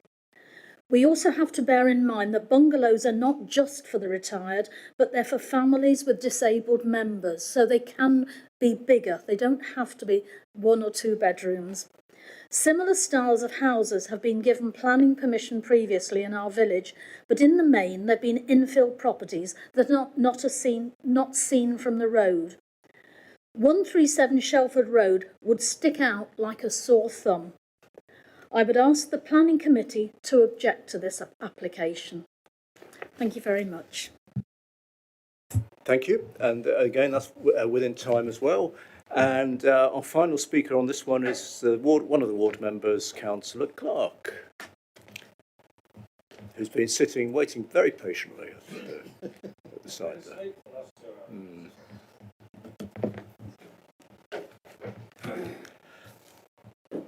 The floor is yours. Good evening, committee. If I could just address my comments to the application briefly, I don't think I'll take too much of your time, but my main concerns relate to the design and the effect on the street scene. There's a line of 7 bungalows, which the officers partially showed, of different but similar design, and this particular proposal dwelling is right in the middle. It's number 4 of that line of 7. So the overall, well, they all have a similar look and are essentially single story, albeit I fully acknowledge they are with dormer roofs. So yes, I completely acknowledge there are 2-story elements within the buildings, but the perception, the overall perception of this line of dwellings is that they look like traditional bungalows. This would alter the feel of the road. The dwellings behind that the officer mentioned are not part of the street scene, so they are not my concern in relation to the effect on the street scene itself. So I'm well aware that there are brand new houses built and being built on the opposite side of the road, but that doesn't mean that the character of the west side of Shelford Road should be altered. This area forms an important part of the character of Rushcliffe. Changing this would create a precedent. Linked with this is that this proposal will result in the loss of a bungalow. There are constant complaints that bungalows are in short supply. The Rushcliffe-on-Trent neighbourhood plan refers to 1, 2 and 3-story dwellings. These comments relating to bungalows, etc., refer to new build. However, the Rushcliffe-on-Trent Parish Council maintain their objection and have pointed out the intention in policy 12 of the neighbourhood plan was for a mix to be maintained, and that includes bungalows. In terms of design, the single pitch roofs and a couple of small flat roof elements are just incongruous with the adjoining properties and the neighbouring properties and with the street scene, and I don't believe that it is appropriate on this particular site. Like many of these applications, it is about location. I'm sure it will be lovely in a different location, but this is not the right location. So, Mr. Chairman, I hope the committee will decline this application. Thank you. Thank you, Councillor Clark. Well within time. So no more speakers on this. We heard from Mr. Smith, who is the applicant, who has given us the background to the application and referred to architect time and revised plans. Naturally, he will disagree with people who says it clashes with the street scene, and they're keeping the scale on the harmony, and he points out that it's 1.5 storey and not a 2-storey dwelling, and the existing property likewise is 1.5, so it's not actually a loss of a bungalow as such. Surveys are being carried out, and also they've given careful thought to distance between windows and neighbouring properties. And we heard from the parish council, who are unhappy. Basically, they think it's out of keeping of the street scene, at odds with neighbouring properties, and they think they say it will be the only property on that side of the road in that sort of design, and referred to a loss of bungalows in the neighbourhood plan. And then finally, Councillor Clark also referred to the street scene and not looking like a traditional bungalow, and it's referred to the character of the area. He thinks it's incongruous to the area, which of course is one of the things about planning. Of course, is some people will like designs and some people won't, and that's the nature of what planning is all about and why we're here. But do you want to pick up on any of the points about the main points, please? Thank you, Chair. I think, as you quite clearly highlighted there, design is subjective. Officers have worked hard with the applicant, with the architect, to seek to get a form of development which we consider to be well thought out, that doesn't grate with the character of the area, that still provides the applicant with the accommodation that he's hoping to achieve. Points have been raised about the design not being in keeping, and it is acknowledged that the design is different. But the Rushcliffe-on-Trent Neighbourhood Plan Policy 15 clearly indicates, in accordance with national policy, that contemporary or innovative design should not be precluded. So officers, again, are of the view that putting something forward that's different doesn't necessarily mean that it's incorrect, that it can't sit harmoniously within the street. And I think, as I highlighted in the presentation, that officers consider that this view in particular, that demonstrates that as you come down Shelford Road, the mass of 141 will be seen, and then partially the mass of 137 as revised will be seen. The Policy 15 of the Rushcliffe Neighbourhood Plan also highlights that asymmetrical roofs will be promoted and supported, and we've got an asymmetrical roof on here. Bay windows, bow windows will be supported. We've got a large bay window on the front of 137. So clearly the applicant is aware of the concerns that have been raised by the parish, and has looked to respond positively to try and address those and try and design a property which he considers to be in keeping with the street. And officers agree with that sentiment. We consider it to be a well-designed property. It's thermally enhanced compared to existing. It's reusing the existing property. And we consider that whilst different, it won't detract from the character of the area, and will sit quite comfortably in that location on Shelford Road. Thank you, Chair. Okay, thank you. So, colleagues, does anyone have any observations, questions or comments on this one? I suppose, yes, Councillor Calvert. I will comment. I've just been sort of thinking. Sorry, were you just breathing? Yes, but I'm very happy to make a comment. It's been a long evening. You can understand my confusion. So, yeah. Sorry. Okay. No, if you didn't want to say, I'm very happy to carry on. Yeah, I'm not particularly sold on the loss of a bungalow argument, and also I feel reasonably comfortable that the impact on the neighbours isn't great. So this all boils down to me, to the subjectivity of the design. Now, the very first design I thought looked awful. The second one looked marginally better, but I'm prepared to accept the argument that seems to be in the plans, the neighbourhood plan and the other plans that were referred to, that you can't be too prescriptive about these things, and maybe, as Mr. Smith said, it is a modern and exciting design for some people. Not for me, but I'm not prepared to vote against it. Okay, thank you, and I'm sorry I put you on the spot. Didn't mean to. Right, let me pick. Yes, Councillor Matthews. It's not really a question, but it's really a request whether we could have a look at the plans for the houses at the back and the view from the back of the house again, just because we skipped through those very quickly, and I just wanted a better look at those. Thank you. So this is the view from the existing dormer window in the property that 137A just sits beyond here, which is about, I think it's about 42, 44 metres window to window from property to property. This is the existing property as you see it. Unfortunately, 137A is not on here, but we have got sort of succession of backland properties, and these are the two new build properties. There's also a third property here which has been approved, which is yet to be constructed, which sits behind 137A. Whereabouts is 137? Apologies. Got it now? No. Still on that screen. Let's put it across on a different screen. What's the issue? Is it on here?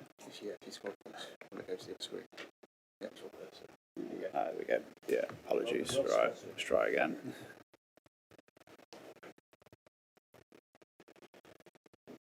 Where's the mouse gone now? There we go. So this is one. Let's go back across onto the screen. Just scroll across. Okay, there we go. No, it needs to be on the next. Screen. I don't understand. It's just not coming up. It's there, so when it's on the screen, you have to watch it on the screen whilst you're doing it. Okay, yeah, great.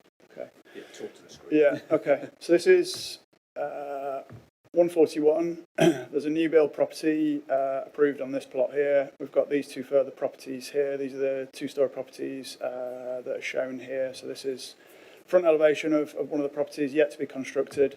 137A, it sits here. I can flick back to that one to show you in a second. And the separation, so at the back of this one to the front of 137A is about 42-ish metres. And the house has gone again.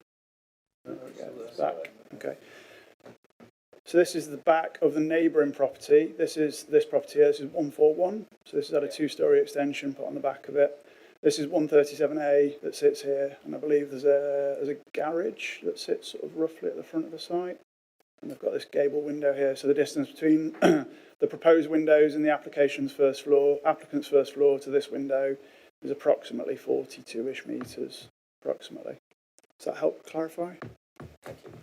Okay, thank you. Councillor Brown. Sorry, I didn't see you. Thank you, Chair. I'm big enough.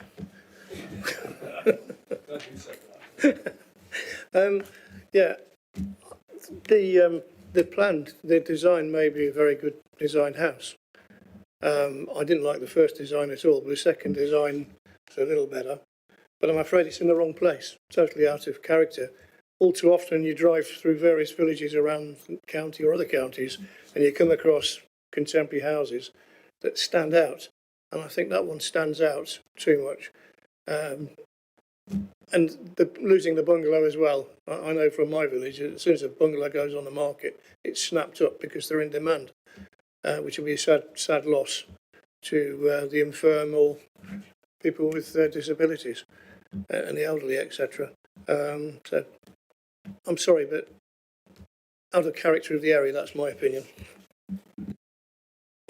Which is fine. You have your opinion. I think the applicant will still say that the existing property is not really a bungalow as such, because there is accommodation upstairs. But that's fine. I personally, I think I would agree about the original design, the flat roof, which I'm not against actually, but I think that would have been a bit of a step too far on the flat roof, and it's quite interesting. This is just my thought, but how the revised plan has got the angle of the roof to match the neighbouring properties. But that's just my observation. But there we are. Councillor Walker. Thank you, Chair. Yes, well, I share Councillor Calvert's analysis of the key issues, and to my mind, it's not a bungalow. So we bring our attention to the design and the extent to which it's out of keeping with the area. And there's obviously a number of ways to look at this. I mean, one of the things that strikes me, it is very, everybody knows it's very different. It strikes me that the immediate street scene on that side of the road, and I think there is an argument for saying, well, look, the other side of the road is suited, but let's just think about the side of the road that we're probably more inclined to look at closely. The properties around it aren't particularly uniform, and I'm conscious that this is being videoed, but they're also not particularly fantastically designed either. It's not that there's, you know, a high degree of uniformity around there, and then this is the only one that will be different. There's already different and distinctive looking properties. So I think the argument that this one would stand out hugely like a sore thumb, or perhaps we've already got 2 or 3 thumbs on that hand already, I think is the point I'm trying to make. That's not stretching it too far. Okay, thank you. Yes, I understand what you're saying. Councillor Way. Thank you, Chair. I too prefer this design to the original design, but I think what makes it stand out is that it still has a flat roof area to the front, and I think that's what makes it incongruous with a lot of the others. The sloping roofs they've put in fit with everything, and it is actually a bit of a reflection of the house on the other side of the road. That's what makes it long to me, but we're looking at personal opinions here, I think, and that makes it very difficult. Nothing's easy. Nothing's meant to be easy, is it? It's not.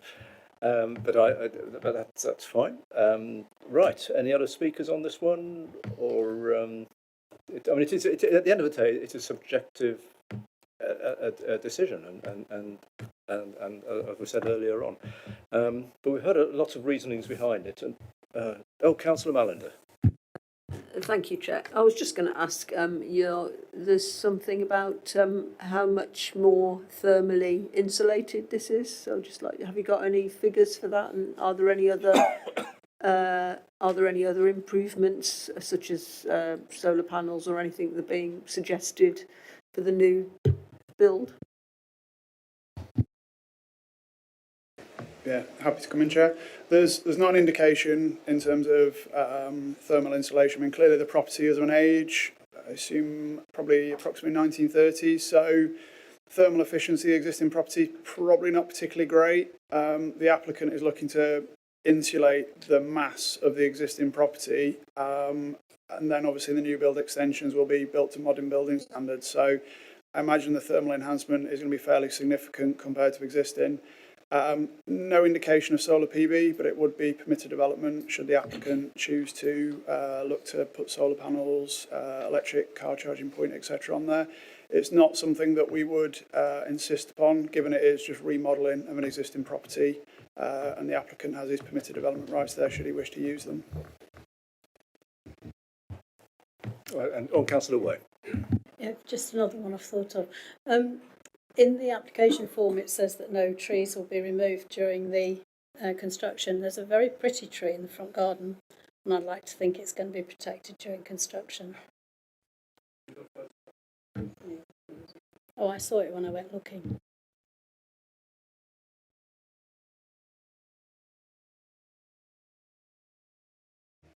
No, we don't have a photo of that. Oh, you can just, I'm going to have the mouse issues again.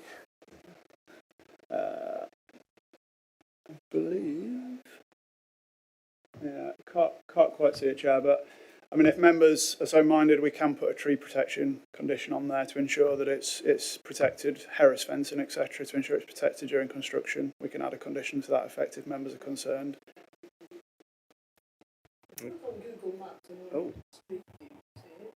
Oh, right, very good. But would you be happy with such a protection in place? Yeah, okay. Right.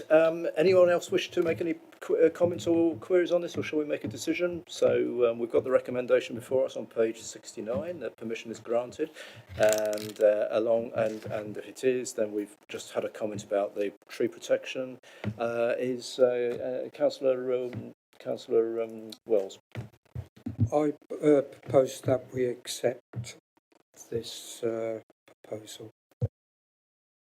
Along with the tree condition. Okay, thank you. And would anyone like to second that? Councillor Mallender, you're happy to? Second it, providing there's a TPO going to be put on that tree. Well, it's not a TPO as such. Well, it's right, a construction, condition. Yeah. to protect it during the construction process. Yeah. Okay. You couldn't put a protection order on as such, I suspect. Okay. But I think. Well, all right, a condition that says no trees to be removed, and the protection through the construction process. Can we do that? We can add that on. Yeah, I mean, the applicant has indicated in his statement that there's no indication to remove any of the existing vegetation, so happy to condition to that effect, Chair. Okay, right, thank you. So we've got the recommendation moved and seconded. Let's have a vote on this. Those in favour of that, please show. Goodness me, is that unanimous? No. No. Oh no, sorry. So that's 1, 2, 3, 4, 5, 6, 7, 8, 9, 10. 10 for. Those against. 1 against. But permission is granted, and along with the other recommendations and conditions on there. So thank you for that, and thank you, our visitors, for your contributions. Final item on the agenda is just for noting, which is recent appeal decisions, which are what they are. If anyone has any questions or comments, feel free to ask, or if we just want to note them. I don't see anyone really desperate to say anything about these, but there were 3 appeals, all of which were dismissed, and the original decision had been delegated decisions. So that's for noting. Right, that's the final item on the agenda. Can I thank everybody for your presence and attendance and contributions? It was always going to be a challenging meeting, this, because especially with the first application, because it was controversial, and but there were so many factors in the decision-making process, and I know there will be disappointed people out there, but I hope people will realise that we did give it a good, proper discussion and picked up on the points of concern. But the decision was taken. So thank you for that, and we'll close the meeting at just 8:20, and see you hopefully next time. Thank you.